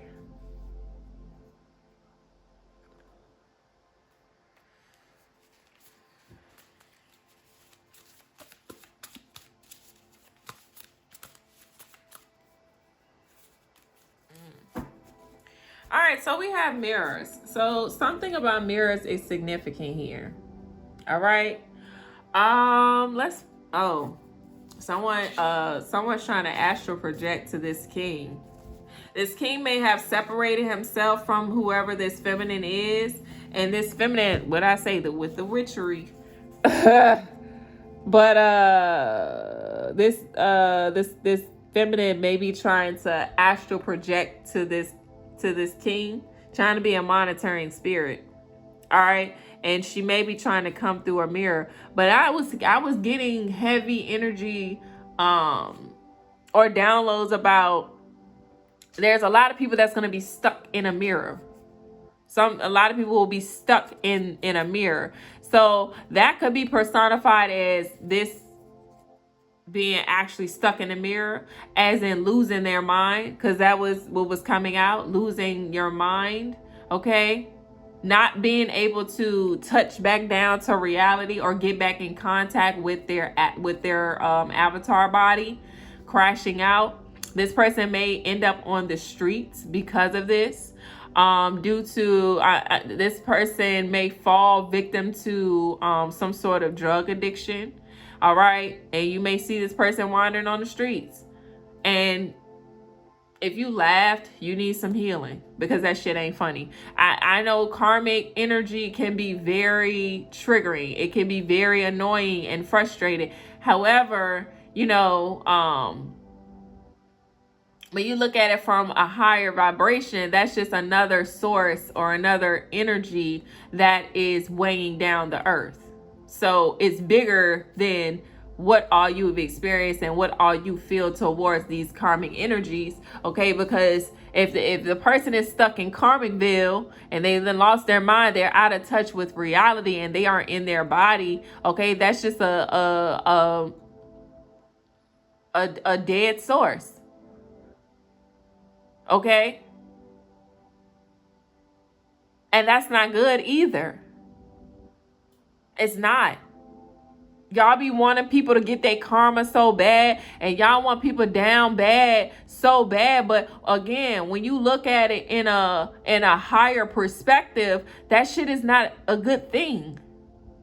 You should, if you have ascended, because a lot of y'all be talking about, oh, y'all ascended and y'all are high this and empress and goddess and all this shit. Y'all like to take on or assume these titles and roles, but your actual character and how you present yourself, it doesn't match. It doesn't. Okay, we all done been through a lot of shit to where it's just like, okay, this person need to get their karma. This person need to be, and y'all laugh at like, oh yeah, this person was stranded, or yeah, this person was out back, or this person was, okay, but you're collectively, if this particular individual is going down, or you did this to multiple people, okay, that's just weighing down the earth. It's weighing down the energy. It's depleting the energy, and that y'all know how. Oh, well, some of y'all may not know, but dead weight is very heavy compared to someone's actual weight. It's like 2 or 3 times the fucking weight. So if we have just fucking lost souls wandering around, people who aren't in their body, people that are just dead, like gone, okay? That energy, that weight is then going to bleed into your energy at some point in time. Dummy. Told y'all, bro, y'all got low IQ. Y'all don't be thinking through shit. Y'all don't actually sit and think. When y'all do sit and think, you stop at a certain point, and that's just it. You hate someone, you want to get your revenge, but you're not thinking beyond that shit. A lot of death, destruction, and chaos is going to eventually bleed into your world. I don't give a fuck how high you are. I don't give a fuck how high you think you are, or how far you travel.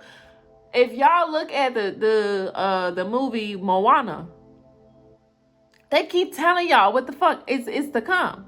Okay, now certain things is just a personification of energy, and you have to be able to differentiate between the two.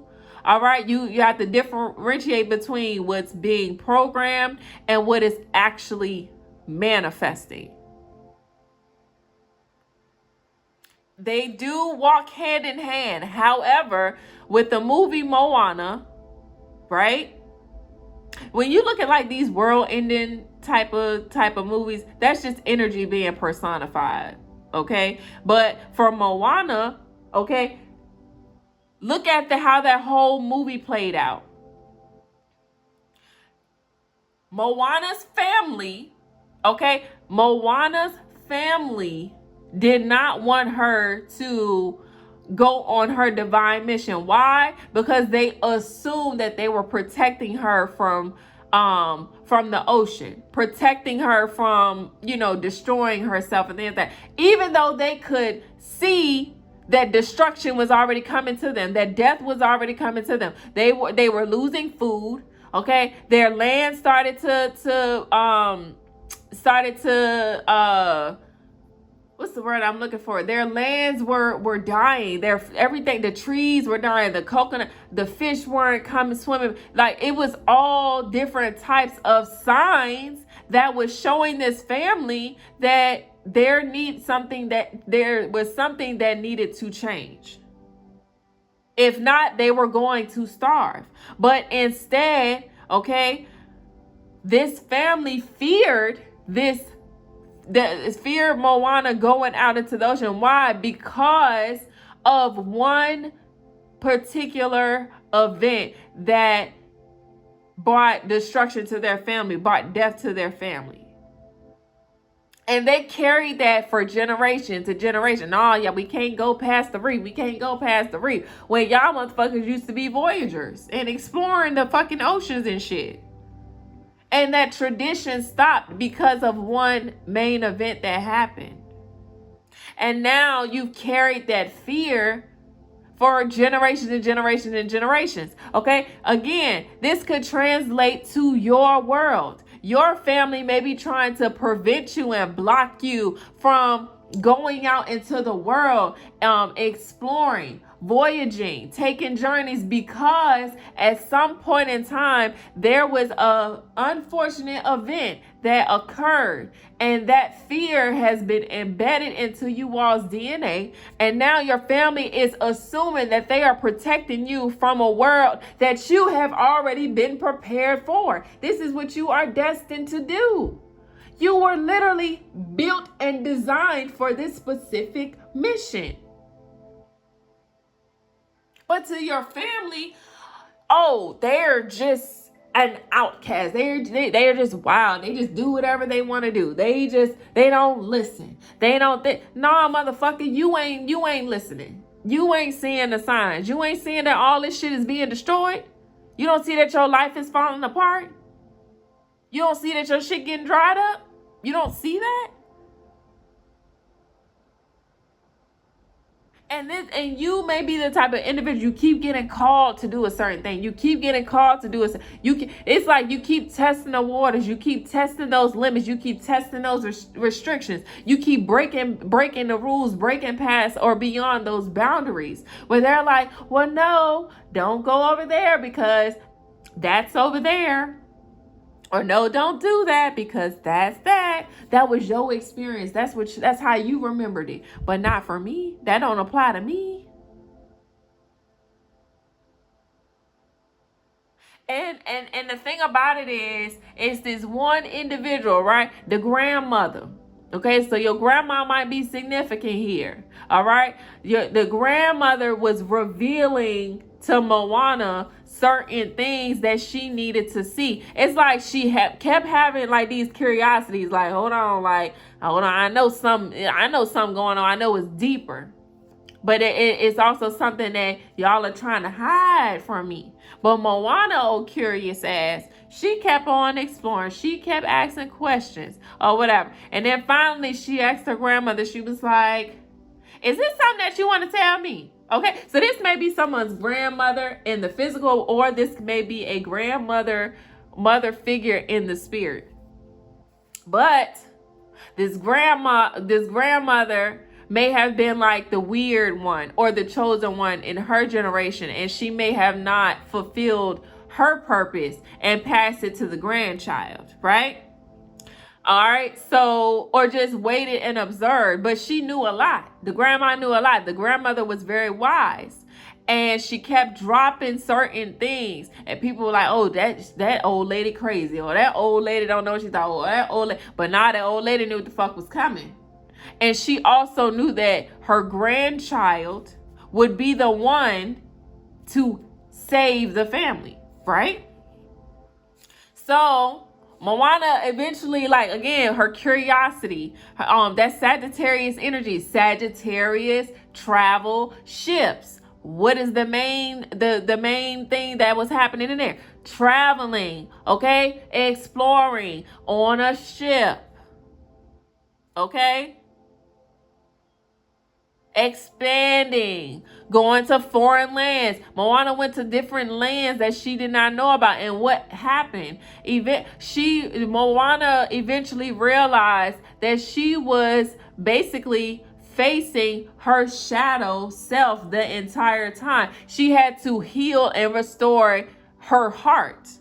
Okay, but that was a mountainous entity. So Moana wasn't just restoring the heart, she was bringing back the love that was missing, not only in her community and her tribe, but this saved a whole island. This would have spread throughout the whole world. This was her saving the world by restoring the heart, by restoring the love, right? How did it start off? Red, enraged. When that entity came towards her, she won't scare. And what happened?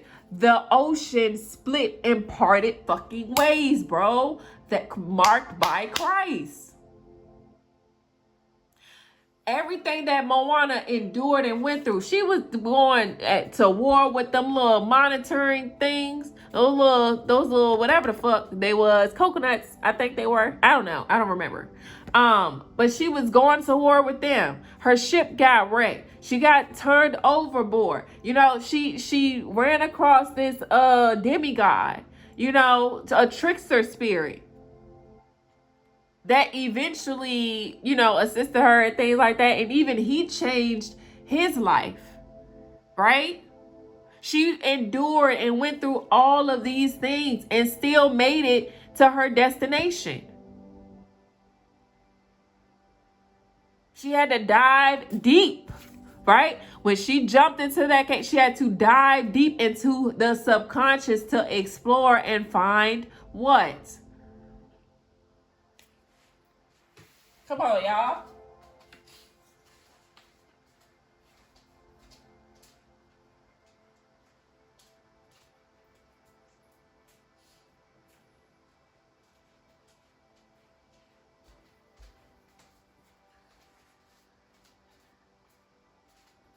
So yeah, she had to explore the depths of the ocean, subconscious, Pisces energy, okay? Find some things out, and then she kept traveling, she kept going, all right? And then eventually at the end, when she came up against that entity that had grew so big, that was so enraged, so angry, so hurt and pain, right? The ocean split for her and she walked through that ocean, right? And she commanded it because she held on to a gift that was given to her. And people kept trying to steal this gift from Moana. People kept trying, especially the damn demigod, honey, kept beating the bitch up just to get the gift, okay? But that gift kept returning back to Moana because it was hers, right? Only she could hold, she was the only one that had the capacity for this gift. Miraculous things, spiritual things, you know, mysterious things happen. And people are just like, well, where did that come from? Why is this on command? You remember if you watched Moana, when she was fighting like that big red entity, right? That is just personified as what all we're going through right now: war, destruction, hate, lust, and all of that stuff, right? So and that is that has already manifested. Okay, that ain't programmed. That shit has already manifested because we have, as a collective, a lot of things that we have that we have not addressed, a lot of things that we have suppressed, and it has manifested low vibrational energy. We, you know, The love, I'm sorry, but I don't give a fuck how much, people try to flex and play. It's a lot of people. I personally, and this doesn't say for all, but this is just my personal experience. I have met people in person who online they've been showing themselves as, oh, we're love and light and we're healing together and we're doing that.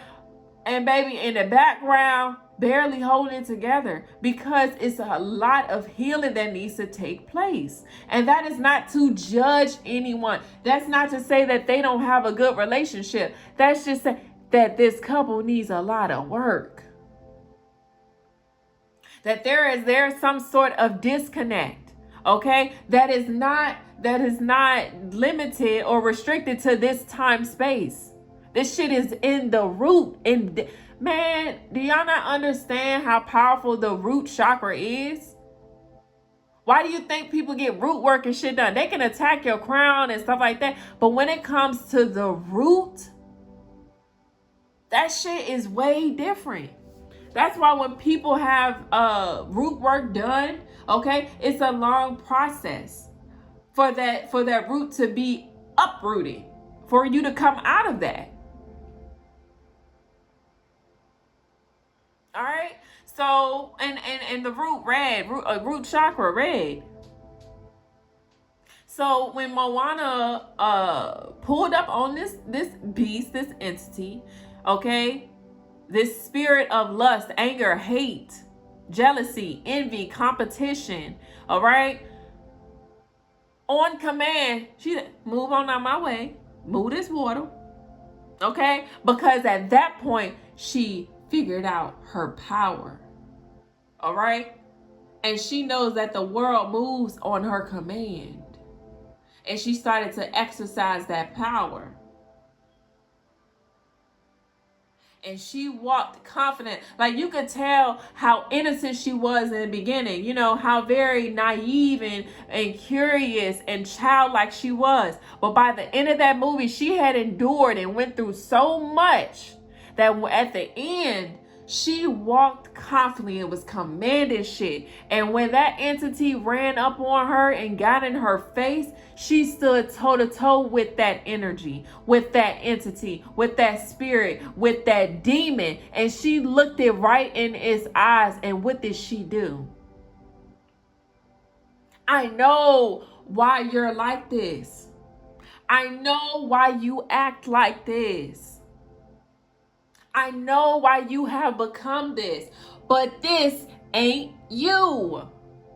That is the power of love that everybody don't have the capacity for. To see beyond someone's mistakes, to see beyond someone's shortcoming, and still arrive and show up with love and actually make a change in someone. Okay? That's the difference between real love and distorted love, because you can act and pretend like you're there for someone, like you're supporting them, that you love them, that you see them, that you honor them, that you are going to show up for them, that you forgive them. And then your actions are completely different. How you move is completely different. You yelling and bringing up old shit 2-3 weeks from then. You get caught up in some shit, and the only thing that you can justify, or how you can justify the situation, is, oh, but 10 years ago you did. Oh, but 5 years ago you did. But a year ago you did. Oh, but last week you did. Well, bitch, what about today? What about today, though? How am I showing up today, though?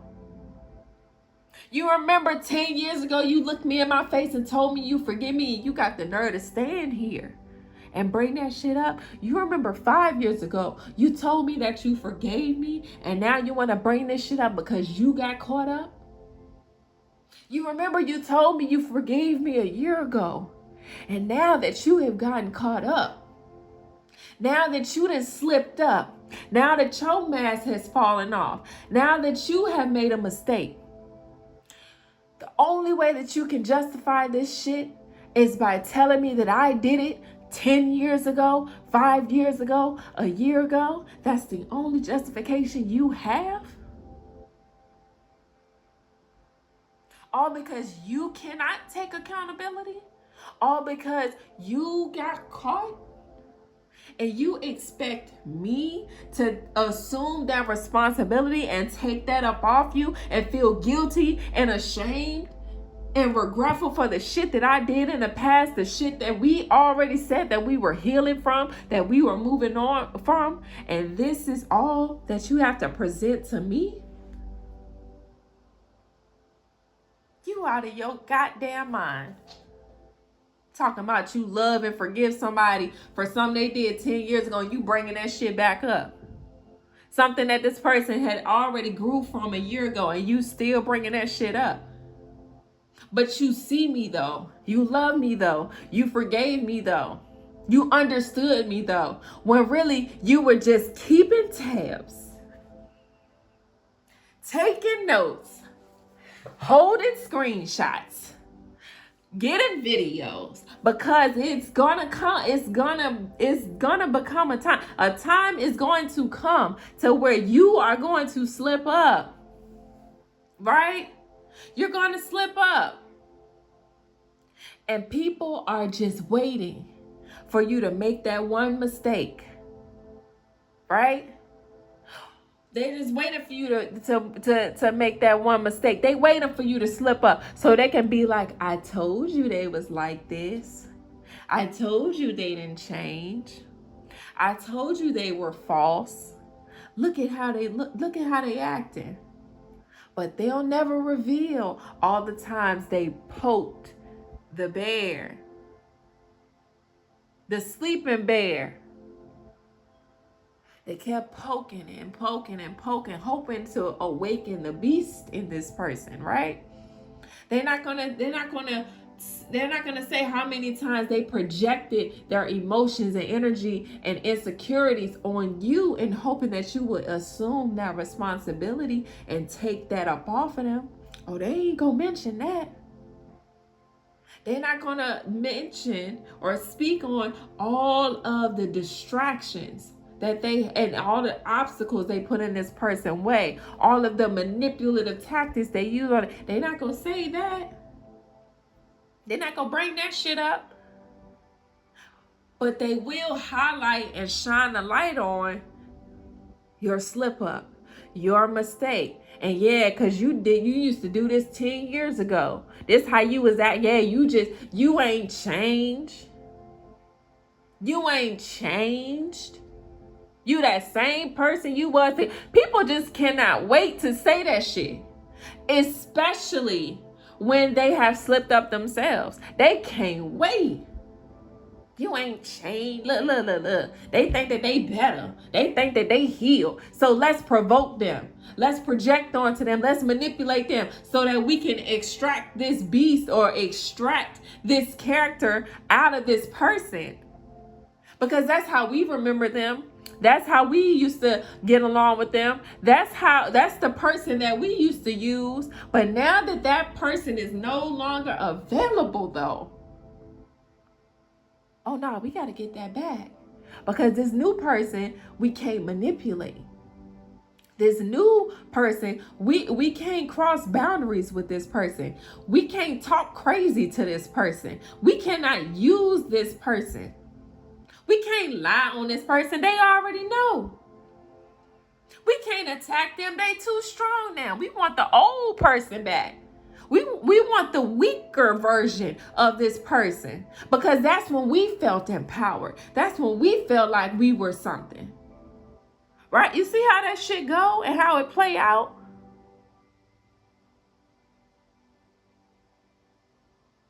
So back to the Moana story.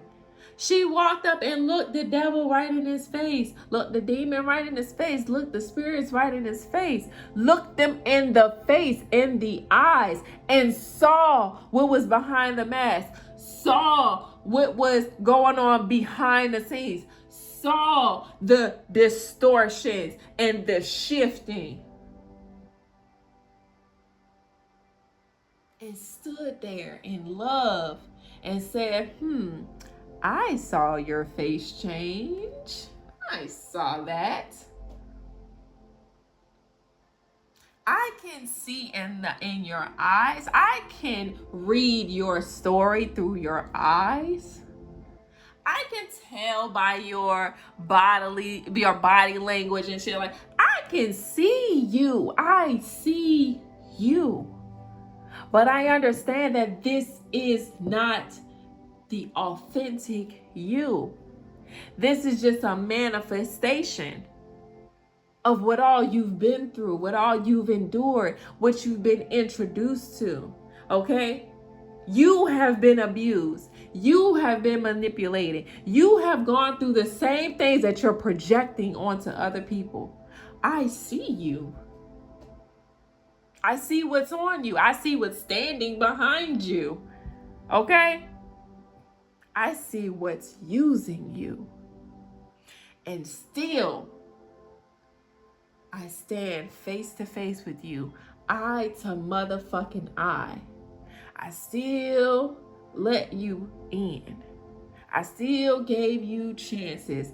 I told you that I wanted to, that you needed to change, that we needed to change, that we needed to grow, that we needed to become better, because I saw the destruction that was coming. I saw how everything that this feminine energy was invested into, this king started to see just how much it was destroying them, destroying the family. This used to be a couple who would always, like, have like events and things like that and blah blah blah blah, but it eventually went from, okay, well, we can have these family events and the kids, and then slowly their events, there were less and less kids, and then it came a little bit more lusty. Right? 11:44 on the timer. It became a little bit more lusty. Then the scenes changed, the environments changed, the people changed, everything started to change, and this king was just like, hold on. This shit is draining, it's exhausting, I don't, it's a lot. Right? So, yeah. This king may have gotten delivered at some point in time, or like I said, they just opened their eyes, or something wore off. Okay, take it however it resonates. But even them, they looked at, it's like when they awakened, they even looked into this feminine's eyes, or something happened and they saw what that person really was, and what was behind those beautiful, glamorous characteristics.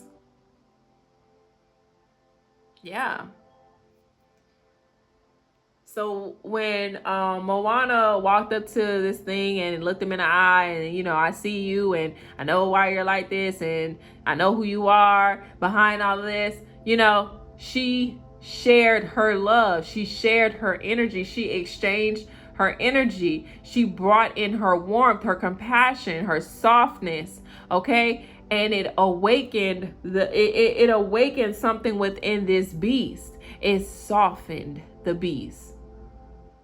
And as the beast, as the beast started to transition, right? That big red entity started to transition. Okay, things started to change, and then it became this beautiful, naturey, like earthy energy. Very much fertile, very much Empress energy, right? And that's how it is as far as on a global scale. Is that we have manifested collectively. Everyone has participated. Just because you did a little healing work, or you got a little bit of effort, that don't mean shit. In some way, shape, or form, we have all contributed to this collective energy body. Okay, so collectively we're gonna have to fix it. And don't think that you don't have a responsibility. Okay, just because you have ascended or you have activated, don't think that you don't have no responsibility, or that you're free from providing service. How dare you? How dare you? Because I done heard that too. Some people have become so spiritually enlightened where they don't feel like they are responsible anymore. That they don't have work to do. Nah, I'm sorry to tell you, but you got a little bit more work that you need to do. Like I said, things are annoying. Things are frustrating. Of course, dumb people are annoying. People with low IQs are fucking annoying. But you, with your highly intelligent ass, okay, you still have work to do. And if you're so highly intelligent and you know so many things, if you are not teaching, educating in some way, shape, form, or capacity, you are not who you think you are. And dictating and telling people what to do is not teaching. Trying to manage and control and alter someone's life, that is not teaching anything, motherfucker. You're just assuming another role. And you're still taking orders. Even if you in your wicked ass mind, okay, if you think that you are all powerful, right? That you don't take orders from people, that you're taking orders from that demon. That spirit of lust that's on you, that spirit of hate, that spirit of jealousy, that spirit of envy, you're taking orders from that though. Sit the fuck down, all right? So we have warning coming out. All right. Someone has been marked. Someone has been targeted. All right. So this is giving the shift, because remember I was saying that this feminine was targeting and marking other people, other feminines, but now this feminine has in turn been marked or targeted. And there is no way that this person can get out of the situation. Because remember earlier it said that the offering was denied. So this person tried to, again, this person is really good at talking. Okay, Queen of Swords energy. This person is used to, getting themselves out of a particular situation. But because this person has abused so many substances, remember I was saying something about somebody eventually, like their addictions or something like that, will catch up to them. Now, this person used to be very sharp-minded, but is giving the Queen of Swords in reverse to the King of Swords in the upright. Two opposing energies, mirrored energies, inverted energies. Remember I was saying something about that earlier? So because of this person's habitual substance abuse, okay, because this person has abused so many substances, they are not in their right mind anymore.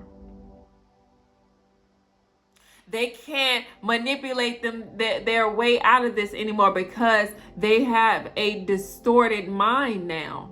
Okay, remember I said someone was going to get stuck in a mirror? So that means someone has been trapped in a lie. I was getting something about, I saw a spider when I was walking, when I went to go do something really quick. I saw a spider and I immediately started channeling someone has gotten caught in their own web of lies. Why? Because they are stuck in a mirror. Someone tried to astral project and got stuck in a mirror somewhere.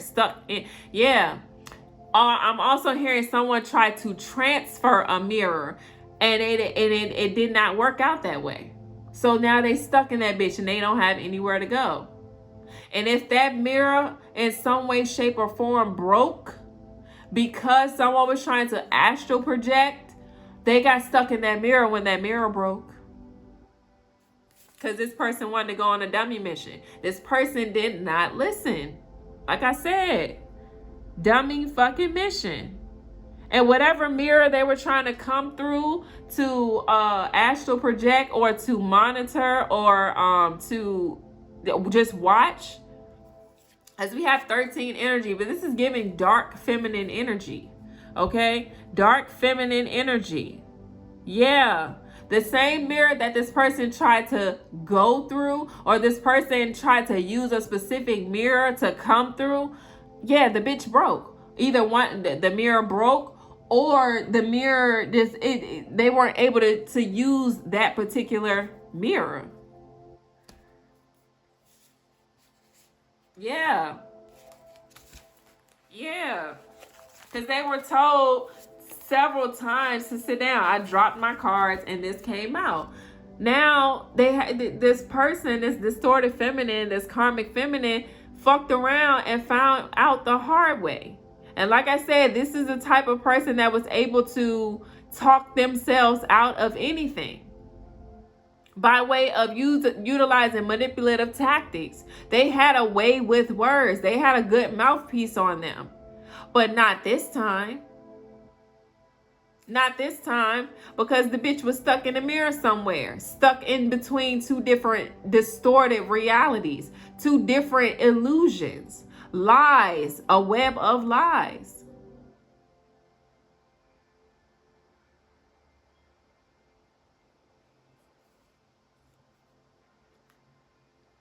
And like I said, this person abuses substances as well, so that doesn't help either.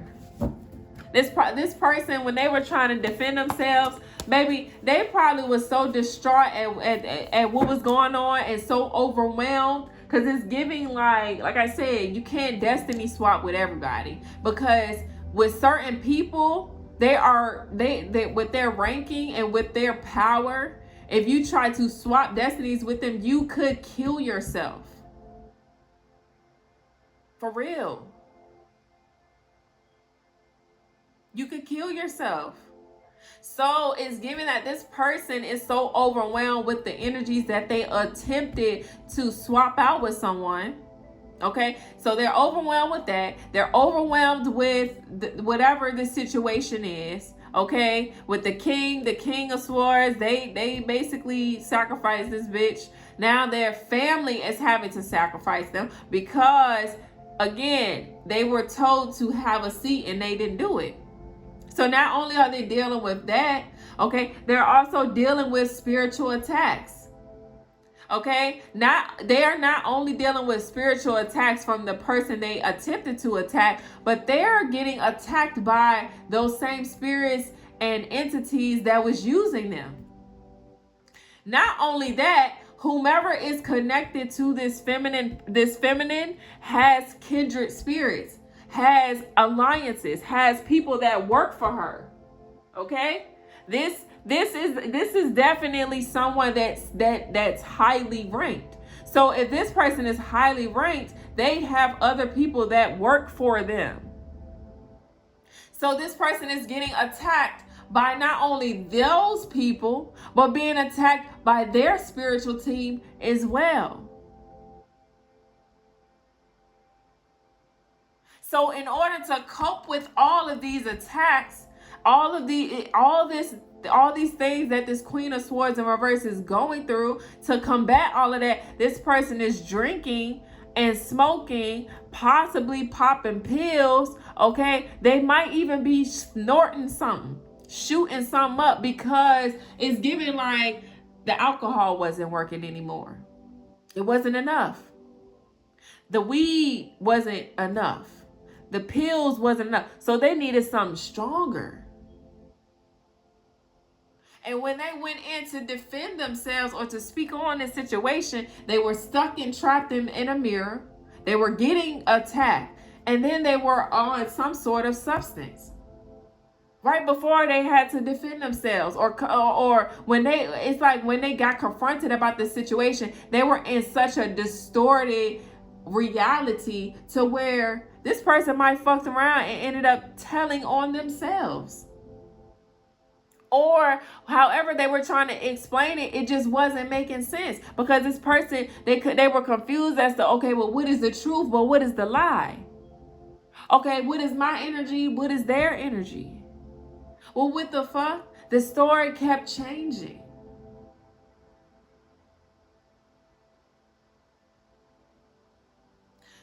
Again, this Queen of Swords in the reverse They were even given the opportunity to redeem themselves, but they did not stop. They did not stop. So they had to forcibly be stopped from different angles. This person was obsessed.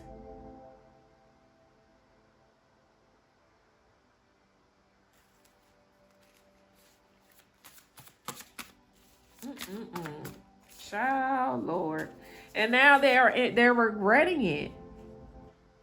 This person is really crashing out, and honestly, it's giving like someone is in deep remorse or whatever. They're in deep remorse because they're just like, yeah, look, they hung up. It's given like the hangman in reverse, hung up. They're in deep regret. They're remorseful because they're now realizing that whatever lifestyle that they were so adamant about getting, it's like now they're just feeling depleted and defeated because they're just like, dang, I was rushing to obtain this lifestyle. Okay, I was willing to do whatever for this lifestyle with no consideration. Now this person is starting to awaken and realize, but it's too late. They're on these drugs. They might be strung out. You know, this person is completely, if you see this person right now, okay, for my divine feminine collective, again, you could be a masculine or a feminine. Okay, you just may be embodying this feminine energy, divine feminine energy. But for whoever you are, if you see this person right now, you would be like, what the fuck? This person looks strung out. They don't talk the same.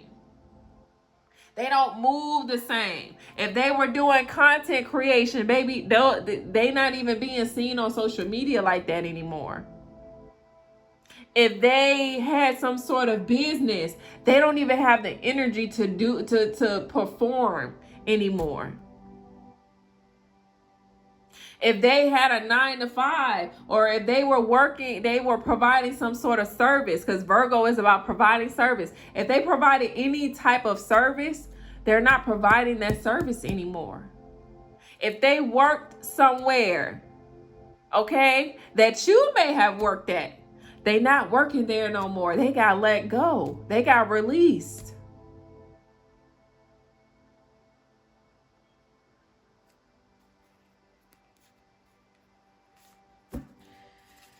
I tell you. Ain't shit like this ain't nothing to play with for real. Okay? Now this distorted feminine saw another feminine energy as their blueprint. Now, although they were copying this blueprint and trying to embody this blueprint, which it's like, how can you use someone else's blueprint and then think you're better than them when you're literally using their blueprint? That right there will tell you that somebody has a low IQ, that someone is not that brilliant. You can be book smart all day long, but that does not make you intelligent. You can be intelligent, but that does not make you wise. Okay? Look, trying to get a free play. Trying to copy and mimic everything you did. Trying to snatch up your blueprint and claim it as theirs. But people saw the truth. And that's the thing about these low IQ people, because it's just like, people know you in real life. They saw who the original person was. They saw the blueprint, where the blueprint came from. They saw how you try to mimic their style, mimic this, talk like them, dress like them, walk like them, wear your hair like, yeah. They saw that transition. They saw that change. and even heard you say, "Oh no, well I'm doing this because of this," but in the back of their mind, they're like, "Hold on, bro, you saw X, Y, Z do that. That's why you did that for real." That's what I can't stand. Motherfuckers be forgetting that people know you in real life. But because you aren't living in your true reality, you're living in a distorted timeline. You're thinking that you really getting away with it. That, like, bro, y'all really gotta check that shit, bro. That's not okay. And when you listen to, yes, this is going to trigger you, but it's gonna trigger and awaken the God within you. You need to hear this shit. For people who is sharing information like this, you don't think they went through the same things that you're going through right now? Some people went through what you're going through right now in a completely different timeline, in a completely different life. But y'all take this earthly shit for face value.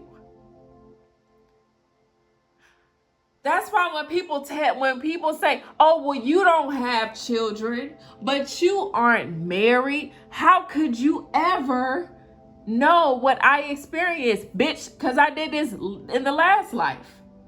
I did this 100 years ago. I did this 300 years ago. And not only did I experience this in multiple lifetimes, through multiple experience on different timelines and different dimensions, I'm sitting here right now in the present, in this now experience, observing what you are going through right now. I can see what you're going through right now. I can identify the issue. I can identify the problem. But instead of you taking accountability, you want to attack the messenger. Make it make sense. It don't. And for whoever this feminine, this distorted feminine is, okay, this feminine, okay, who wanted a free plate, who wanted to act like your blueprint was theirs, and then this distorted ass reality. And that's exactly why this King of Wands was unattracted to this person, or became unattracted, because they even realized, like, damn, you trying to be like her, or damn, you trying to be like him.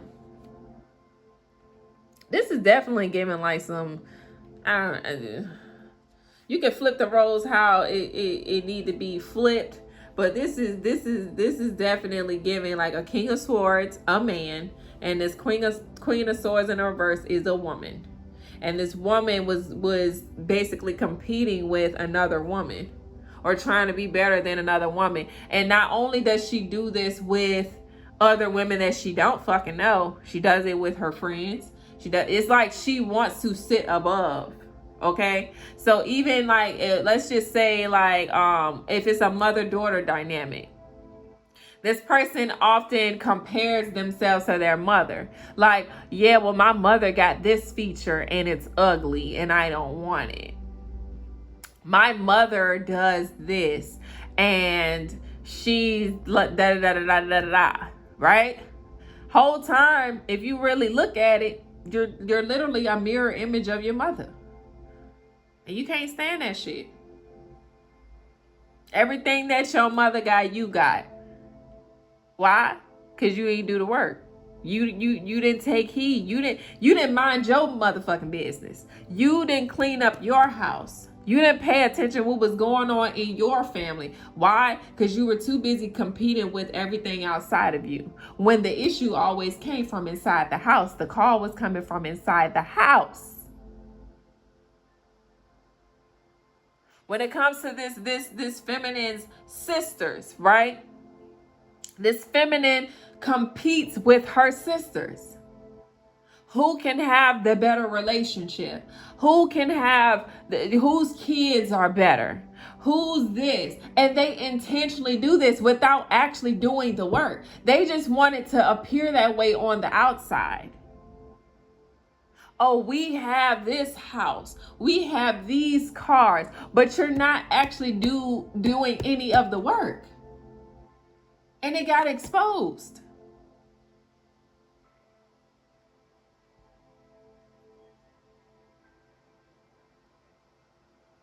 Yeah.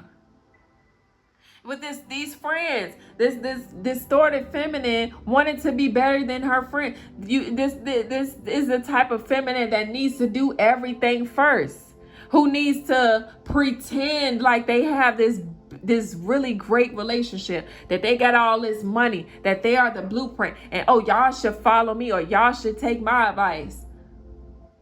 Bitch, how you trying to give advice that you aren't taking yourself? How are you telling somebody to stand on business that you aren't standing on yourself? How are you judging your friends for dealing with certain men when all of the men that you're talking about is embodied and can be found in your partner though, and your king of swords though? Yeah, because your king of swords was once a karmic in the reverse. And everything that you judged your friends for, baby, you was going through behind the scenes and tried to cover it up and act like it wasn't what it was. Cause y'all was your king was karmic at first, karmic as fuck. And then he turned his life around. But as he was turning his life around, yours flipped upside down. Why? Because you became so insecure by competing and comparing with other women that you could not see yourself for who you were, that you couldn't heal who you were. And it made you bitter. It made you miserable. It made you hateful, inconsiderate, childish, lustful. So not only at first it was just you wanted the power and the status. You wanted someone to recognize you. All right? But then that lustful spirit started to grow within you. All right? That lustful spirit, that angered spirit, that bitter and miserable spirit started to grow within you. And what happened? The same feminine energies you were competing and comparing yourself to and attempting to embody, you realize, actually, I'm inspired by you. You motivate me. You make my pussy wet. So now I'm going from hating you, despising you, competing and compare myself with you, to now actually I want you. I want you. Forget competing. Can I have you though?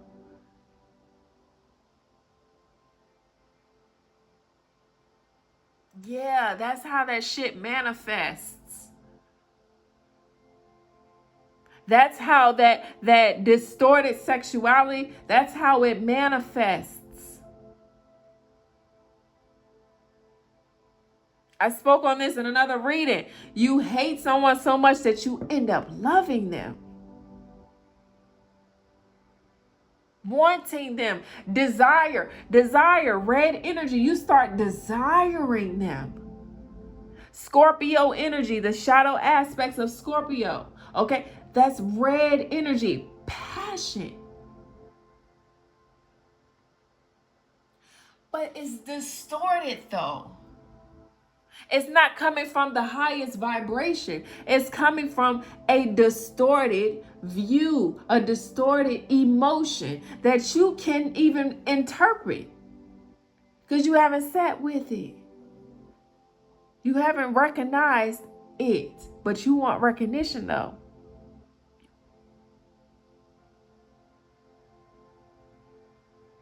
Yeah.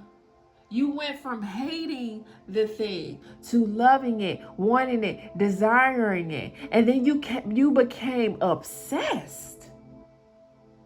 You wanted it more and more. And then the attention that you were finally receiving, right? Because you tried to play like a good partner. You tried to play the role as this innocent good partner, as a good and dutiful Queen of Swords, as a good and dutiful wife or best friend. So you acted as if, oh no, I could never do that, or oh no, I'm not going to seek out male attention because I'm married. I'm in this long-term relationship. And all that energy that you suppressed, right? It transitioned, it transferred. And now those same feminine energies, you now want, you desire, you're obsessed, you're thirsty for it. Bitch, you ain't bisexual. You're just unhealed. And when I used to say this shit, when I used to say this about homosexuals and bisexual people who had distorted sexuality, okay, it was all, oh, you're judging people, or love is love. God is love. We all are the No, bro. Sorry to break it to you. Truth fucking hurts. But that's not your authentic self. That's not your true self. That is a distorted figure. Why? Because you allowed a spirit within you.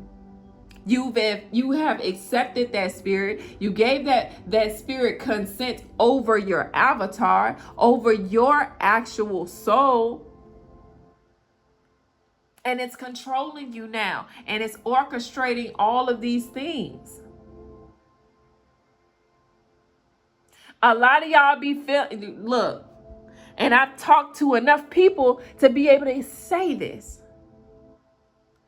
A lot of y'all, bisexuals, homosexuals, whatever sexuals that's outside of the natural heterosexual relationship dynamic, I've talked to you bisexuals. I've talked to you trannies. Okay, I've talked to distorted masculines and feminines.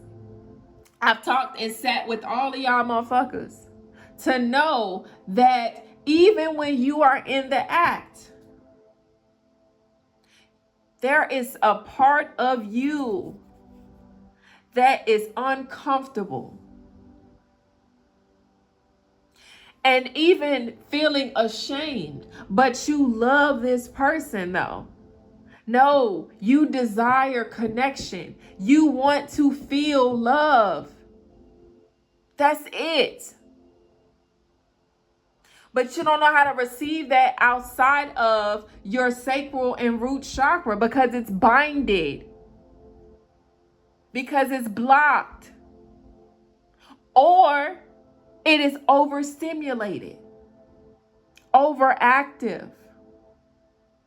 So it distorts your view. But then after you wake up and realize, dang, and some of y'all, every single time after you sleep with your partner, there is a little seed of shame, a seed of guilt, a seed of regret, a seed of embarrassment.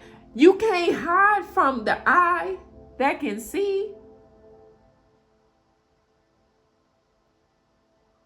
It's just something you haven't accepted yet.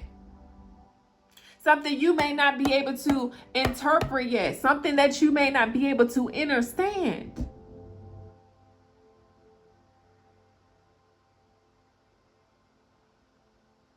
Yeah. You've given this spirit consent over your body. And you don't know how to cast that out. You don't know how to get rid of it. You don't know how to address it. You don't, and some of y'all don't even want to. Because of the attention that you get from it. Your insecurities have fucked up your mind so bad to the point where you don't even feel worthy of the things that you actually desire. Some of y'all do not desire to be bisexual. But that's how you can get the attention that you want. That's how you can get the love that you want. That's how you can get the consistency that you want. Some of y'all don't like to be transgenders. Don't like the transition. Some of y'all have gotten surgery on y'all bodies that you don't even fucking like. You still feel insecure. You still feel unfulfilled. Why? Because you haven't gotten to the root of the problem. You keep trying to put all of these things. You thinking that changing up your look is going to change. It's not. It's a temporary fix. It's not going to help you. I don't care how many surgeries you have. If you're still constantly siphoning off of someone's energy, dressing like someone else, you're not fulfilled. It doesn't matter what you look like on the outside when your inside is shit. It's fucked up. It's imbalanced. I don't care who you think you are and how you try to dress. There is an imbalance within you that needs correction. I don't care how much if you a female, I don't give a fuck how much you like eating pussy. That's not your authentic self. You are not designed to eat pussy.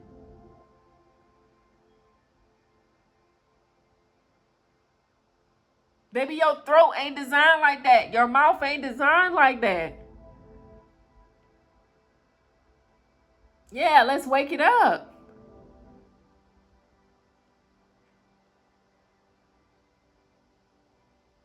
There is a spirit on you or within you that desires that. Because if you really was built like that, you wouldn't have a care in the world. You wouldn't give a fuck about what. It's so many people that are, oh, well, I stand on my beliefs and stuff like that. But you out here still fighting in the streets for someone to accept you. Make it make sense. You so secure in your marriage, but you still trying to prove to the outside world that you are the best couple. You have the best marriage. Knowing it's shit.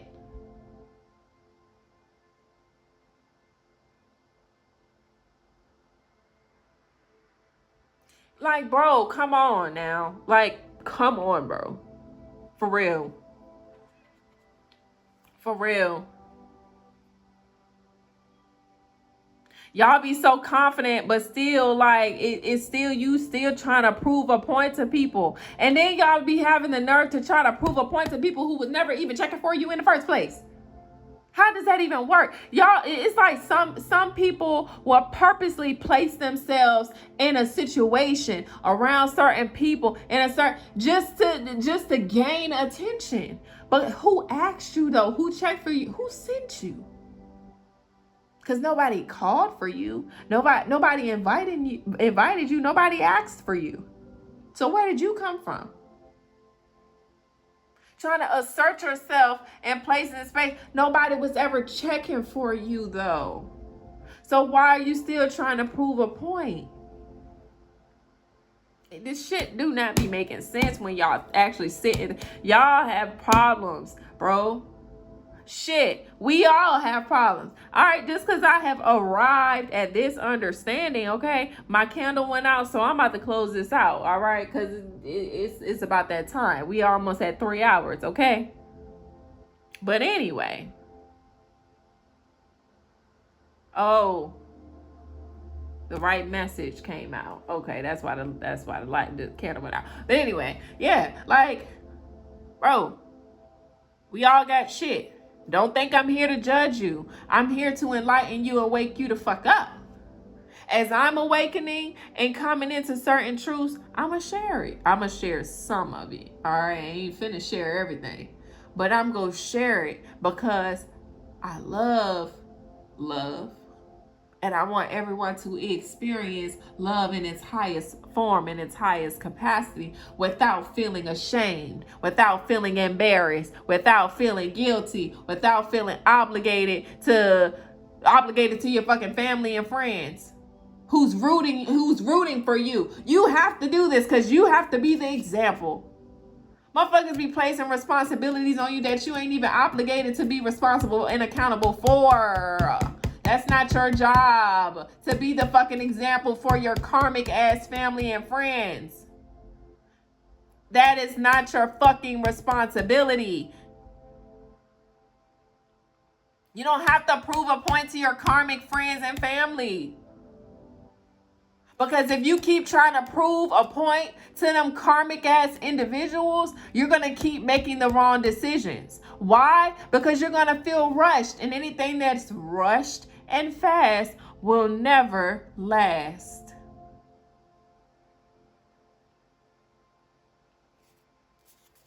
Anyways, this person that's hung up and wanted a free plate and wanted to eat off of your plate or eat your pussy, honey, okay? Baby oil, no diddy. Okay.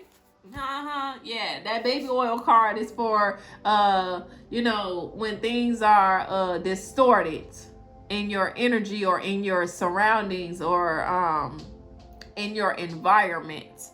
Okay? So somebody was told, was given to stop what they were doing against whomever this energy is, okay? Masculine, feminine, whoever you are, okay? Someone said don't do that shit. But they thought that they were getting away because they slipped some of that baby oil up in there. All right? And was even talking shit about it. Planned it out, Virgo energy. Planned it out. Why? Because they were trying to keep up.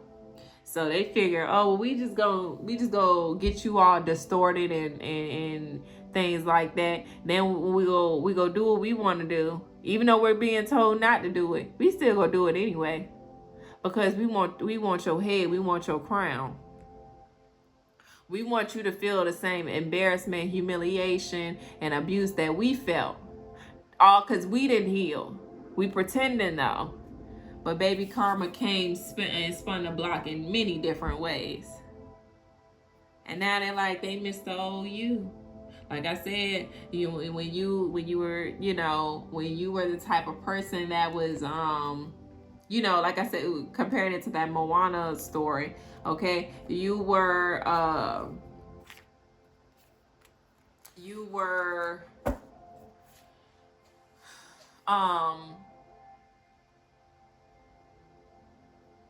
you started off as like a little innocent and all that stuff, and then you turn big body. But anyways, turtles are significant here, all right? So if someone was sacrificing turtles, it was because they wanted to slow you down. If you ran across turtles, it was to slow you down, okay? For you to see some things. And some of you came to a complete stop because of whatever was going on behind the scenes. You needed to sit down and see it. You need to be slowed down in order to see it. Or Spirit just wanted you to slow down, okay? Because you were moving towards a very fast lifestyle that the divine did not want for you. Okay? Because again, someone was on demon time. All right? And they were a fucking fraud. We have a false prophet and a false spiritualist that was involved here. And look what I said. Somebody on the down low, somebody was bisexual, somebody was fucking with a tranny, someone may just been a down low man, down low woman. And down low, listen, it be some women out here that be more down low than the down lows. They the type of feminine energies that will get into a whole relationship with a man knowing that they don't even like men. They aren't even attracted to men. But we gonna do this for business though. All right? And again, I ain't judging nobody, but that shit is just, to me, this shit don't make sense. Love who you go love on. Because if you the type that's gonna get into a commitment or get into a contractual agreement or a contractual marriage, bitch, don't be acting crazy when you realize that your person likes something else or likes someone else or loves something or someone else, and your ass is mad and you want to try to control them because you don't want to be embarrassed. Nah, bitch, you know what you was signing. You knew what you was agreeing to. Nah, my nigga, you knew what you were agreeing to. You knew what you were signing off on. So don't do that. If you gonna do it, do it. And be confident in doing so. But see, the thing is, a lot of y'all insecure people do shit like that. Okay, and for some of y'all do these business, y'all have these marriages that are contractual, okay, and then you have issues with control. You got trust issues. You don't have no emotional control. You don't know how, you don't know yourself. So you sitting there trying to dictate and control your narrative and your story. No, you knew what you was agreeing to. Y'all both did. So don't be surprised when they start, slipping out the door or slipping up in that closet on your ass. See, y'all be in there for the money until the real shit start to come. That's why some of y'all just gotta live in your truth. And to be honest, some of y'all don't have the capacity for the things that you assume that you deserve or are ready for. You don't.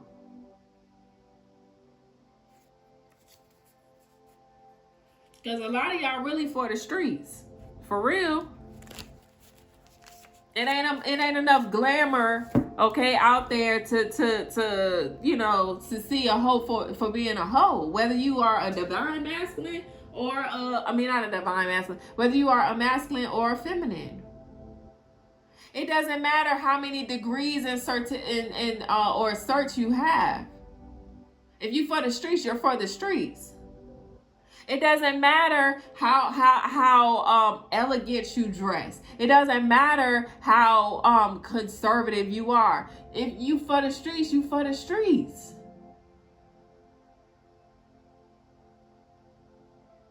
You ain't gotta paint that picture to me or to anyone else, but you feel like you have to in order to maintain what you have. You can't be you. And see, for some people who can't really be them, they hate on, they envy, and they are jealous of those who are able to be in their full expression. And they attack those people. That shit, it doesn't make sense. It doesn't. I'm gonna pull but it's okay because I picked up the deck and this fell out.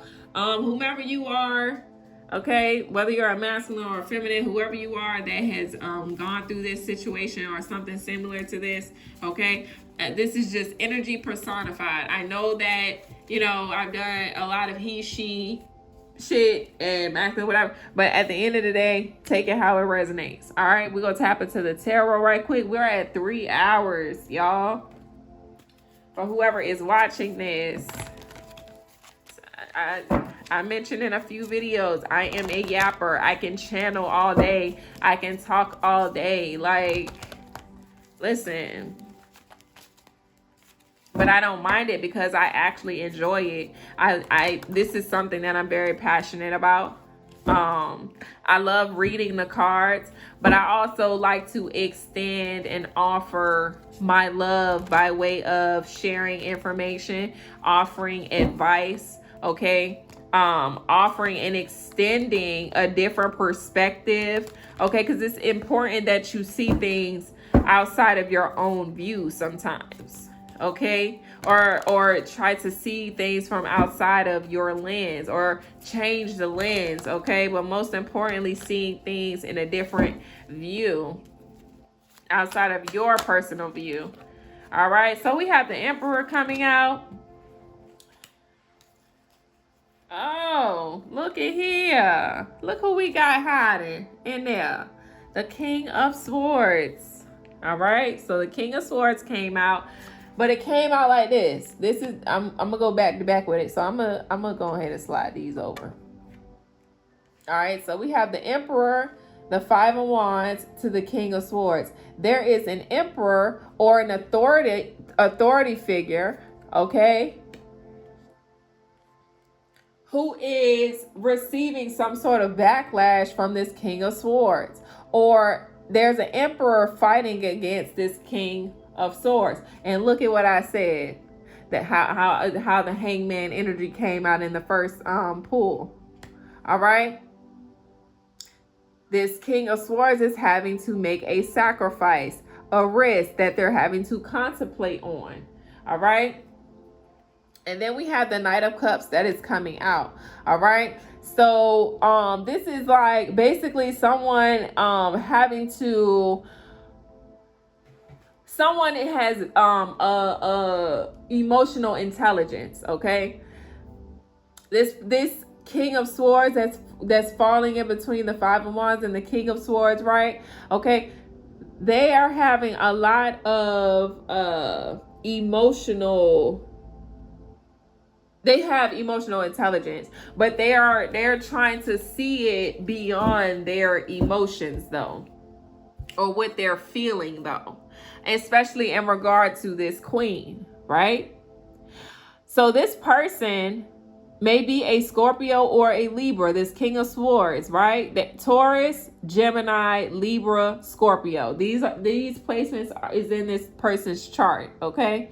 Now, this King of Swords is coming down. At some point, this was a King of Swords. Someone who, again, they have a certain level of wittiness, intelligence. Okay, they know how to communicate. They know how to get themselves out of certain situations, right? But they are showing up as the Knight of Cups. Someone who is being more compassionate. Someone who is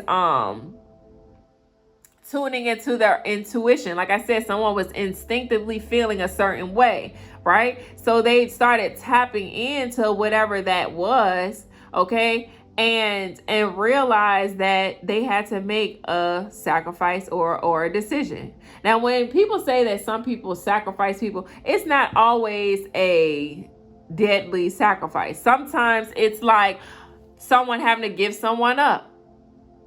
Someone having to cut someone off. Someone who has come to some sort of realization and having to change up how they view a certain situation. Okay? And that's what that is giving. This person, this King of Swords, had to make a sacrifice because they had awakened to a truth. All right? They awakened to a truth here. All right. This King of Swords is also feeling compromised because, like I said, this King of Swords is having to give up his queen. And this king may feel like, okay, well, even though I'm making this sacrifice, what's going to happen to me? Type of energy. Now, this may have already transpired or happened. Yeah, this may have transpired or happened already. But guess what? It's now coming to, it's spinning the block because something not adding up. Something's not making sense. But also, something literally came up.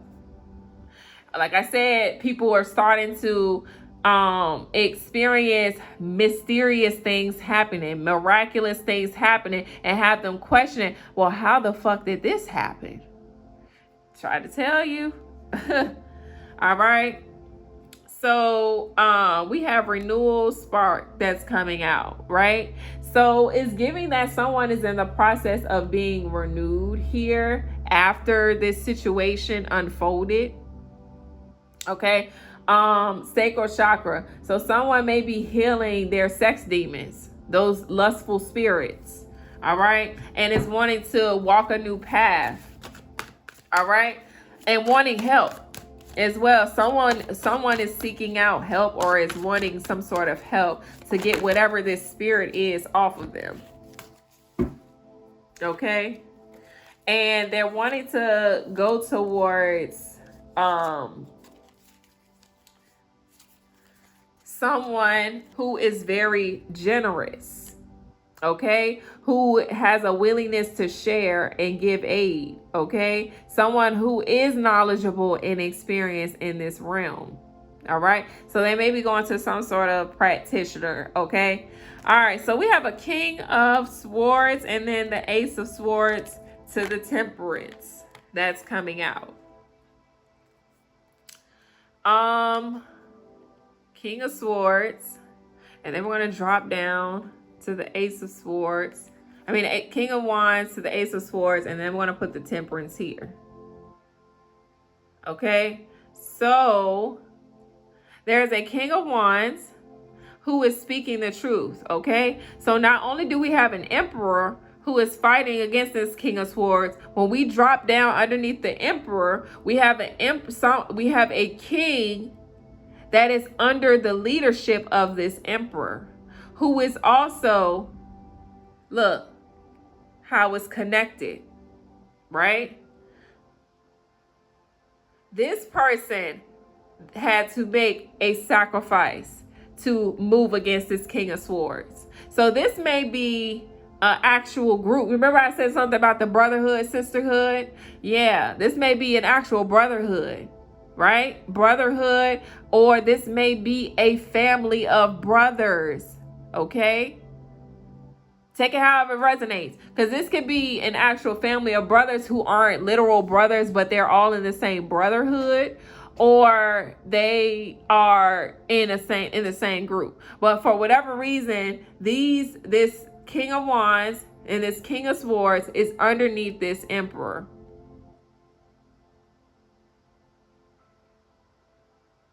All right. I'm also channeling that the King of Swords is embodying this Knight of Cups. So this King of Swords may actually be hiding behind a Knight of Cups, or using a King of Cups to combat whatever this is. But we have a king and a knight against the Emperor and the king. Like, what the fuck do you think? What did you think was going to happen? So this is giving like a perceived big homie using one of their YNs to help go up against someone who is literally one step away from becoming the Hierophant, the big dog. And then this is their next up. So this Emperor, the Emperor, by fighting against this King of Swords, against whatever the situation is, this Emperor is going to transcend this title, and they're going to become the Hierophant. So this is giving the actual leader. This is the person that's right behind the leader or right under the leader. And then this person is under that person, right? So this Emperor is about to go up by helping and assisting with this situation, right? And then this King of Wands is going to become an Emperor. And guess what this King of Wands is doing? This King of Wands is already recruiting a knight. And a knight is already fought. But that knight, guess what? They're going to get that knight to help them out. And when that knight helps them with this situation, that knight is going to then become the king. And guess what that knight is going to do?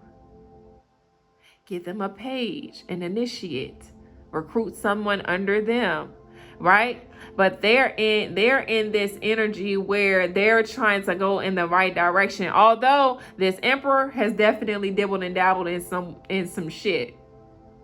But after dibbling and dabbling, they changed their life around and became better. You know, they wanted to do better. And then they saw this King of Wands going down the same road. And what happened? Okay, let's work together. I'm not trying to lead you in any way, shape. This is this Emperor. I'm not trying to lead you or whatever in whatever shape or form. This person was so humbled and so wise that they were like, nah, you ain't taking orders from me. I'm going to just guide you. I'm going to suggest and recommend some things to you. And, if you ever need anything, come holler at me type of deal. And they are grooming this King of Wands, because we have the King of Wands, which is a very powerful energy, a very powerful masculine. This person is very, very sociable. Okay, they can talk to anyone. They can conform to a room. They can be flexible, adaptable. This may be a Scorpio, Sagittarius. They may have this in their chart. I'm also picking up on Gemini with the flexibility and adaptability energy. Sag. Okay, Sag is already there. But yeah. But this King of Swords, who is embodying this Knight of Cups or hiding behind this Knight of Cups, they're basically acting as a puppet master. So they didn't fail from grace. Okay. But they're now contemplating like, okay, am I going the right way? Because it's given that this King of Swords may have been jealous or envious of the emperor, or this King of Swords wanted this emperor's position, which made him go against the emperor in the first place. So this King of Swords might have been taking like advice from this emperor, following this emperor and things like that. Whole time there was a snake in the grass. And then they recruited this YN right here that ain't know no better. That was, growing. All right. But now, like I said, there's been a shift to where, because with this Temperance card, there has been a shift. Remember I was saying that earlier, to where this King of Swords, they were karmic at first. They were karmic at first, but now they're contemplating. They sitting back like, maybe I did go around the block and it was just a little off. You know what I'm saying? They were off. But this King of Swords is changing their life around, though, or something has changed, and they want to basically like take the advice of this emperor that they were fighting against at one point, competing against at one point. Okay, and now as it's coming back down together, there is some sort of communication. Remember I said earlier that there was some sort of person that was in authority, whether spiritually or physically, or the actual authorities. Okay, but this is giving someone that has more authority, more power, more status, okay, more resources. And this, look how it's falling back down. All right, look how it's coming back down. And there was some sort of truth that was exposed. Like I said earlier, it's given that somebody went to this king and was telling them, oh, remember I said that earlier? I was like, there was this King of Swords was feeling like something was going on, something right, something was off when they were in this karmic energy, when they were in the reverse, right?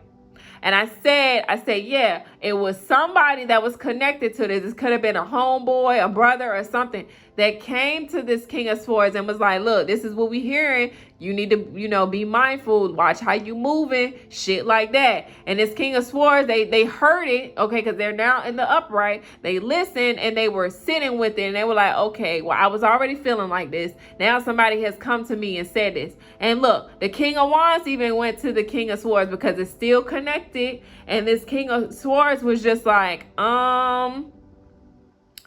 yeah, bro, you might want to watch how you moving type shit. You know what I'm saying? Because streets is talking. Be mindful, right? Somebody came in with the truth. And even this King of Wands, okay, because we have the Emperor and the King of Wands that's coming down and telling the truth to this Knight of Cups. So they knew that what this King of Wands was trying to do with this Knight of Cups, right? Trying to embody this energy or stand behind this Knight of Cups. And they was like, bro, we don't operate like that. That's not how we run things, okay? That's not what this group is for. That's not what we stand on. That's not what this brotherhood is for. So this Emperor and this King of Wands went to the Knight of Cups and let this Knight of Cups know the truth. Like, yeah, bro, if this is the road that you want to take, this gonna be the outcome. And this isn't a threat. This is what we know to be true. So we gonna need you to, and this Knight of Cups, they definitely went back to their big homie and was like, all right, well, this is what I'm hearing. And their big homie was just like, all right, we gonna have to fall back. Because then what happened?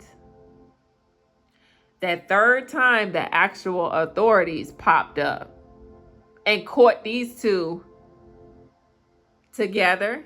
Either they caught these two together or caught them separately. But I'm gonna go ahead and end it here because we already at 3 hours and some change. Peace.